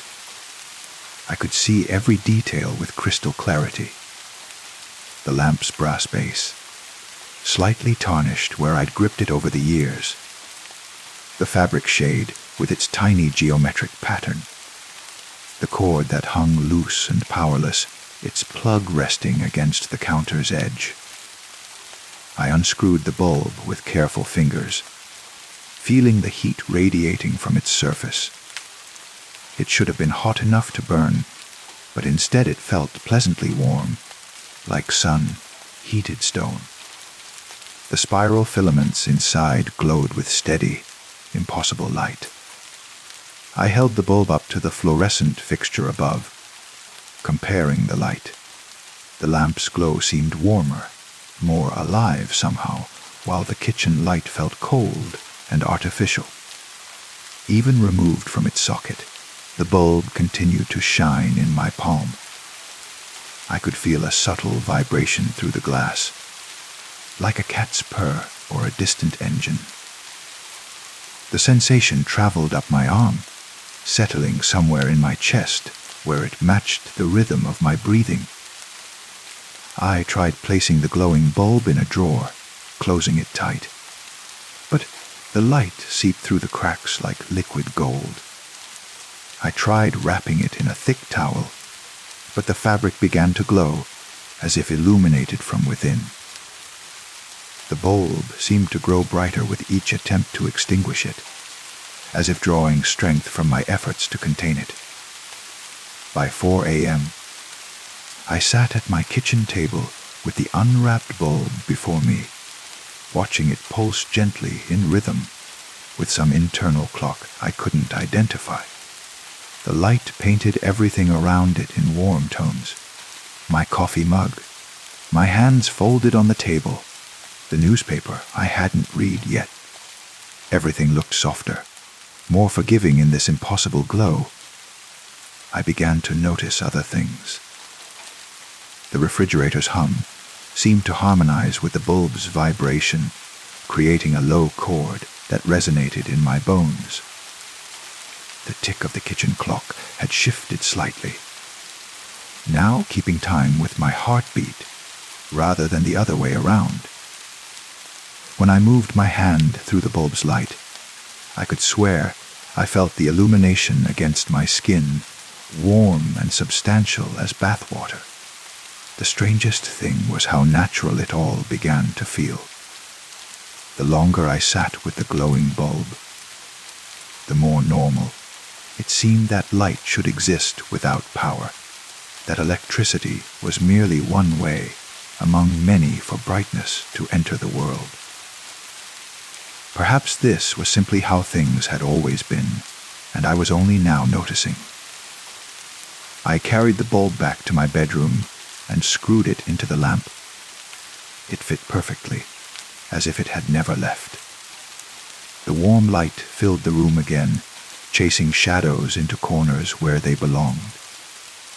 I climbed back into bed and pulled the covers up to my chin, watching the gentle glow dance across the ceiling. The clock read 4:23 a.m. when I realized I could no longer remember what my room looked like in darkness. Had the walls always been this particular shade of cream? Had the shadows always fallen at these precise angles? The light seemed to reveal details I'd never noticed before. Tiny imperfections in the paint, subtle patterns in the wallpaper, the way dust motes danced like microscopic stars in the air. I closed my eyes and listened to the bulb's quiet humming, now joined by other sounds. The soft whisper of air moving through the room, the gentle settling of the house around me, the distant murmur of a world that continued to turn despite impossible things happening in small bedrooms. The sounds layered together like a lullaby, complex and soothing. When I opened my eyes again, the room was exactly as it had been, except now I noticed the light seemed to extend beyond the physical boundaries of the bulb. It pooled on surfaces and clung to objects, giving everything a subtle luminescence that existed independent of the source. My hands, when I held them up, seemed to glow faintly from within. I reached for the lamp switch once more, knowing what would happen, but needing to complete the ritual. Click. The switch moved to the off position with its familiar resistance, its satisfying snap. The bulb continued to shine, untroubled by such earthly concerns as electrical circuits and power sources. But this time, I left it on. The clock ticked toward dawn. Though I could no longer see its red numbers, they seemed pale and unnecessary compared to the warm, living light that filled my room. I lay back down and closed my eyes, feeling the glow against my eyelids like sunlight through a window. As sleep finally began to take me, I wondered if this was how it started. Not with darkness creeping in, but with light refusing to leave. Perhaps the bulb had always been glowing, and I was only now learning to see it properly. Perhaps all the lights in all the houses throughout the city were shining their own impossible light, and we simply told ourselves stories about switches and electricity to make sense of the mystery. The humming grew softer as I drifted off, or maybe I was simply sinking deeper into its frequency. In the space between waking and sleeping, I thought I could hear other bulbs joining the chorus. Distant lights in distant rooms, all glowing without power, all singing their quiet songs of illumination. I slept deeply and dreamlessly beneath the light that could not die, and when morning came, I could no longer tell the difference between the bulb's glow and the sunlight streaming through my windows. They seemed to be the same light, as if there had only ever been one source of brightness in the world, expressing itself through countless forms. The lamp still glows as I write this, casting its warm circle onto these pages. Sometimes I turn the switch off, just to watch it ignore me. Sometimes I unplug it and carry it to different rooms, marveling at how it illuminates spaces that have never seen its light before. I've stopped questioning it. Instead, I've begun to wonder what other impossible things have been hiding in plain sight, waiting for me to stop insisting on explanations and simply accept their quiet presence. Tonight, I think I'll leave all the lights off except this one, and see what else reveals itself in the glow of impossibility made manifest.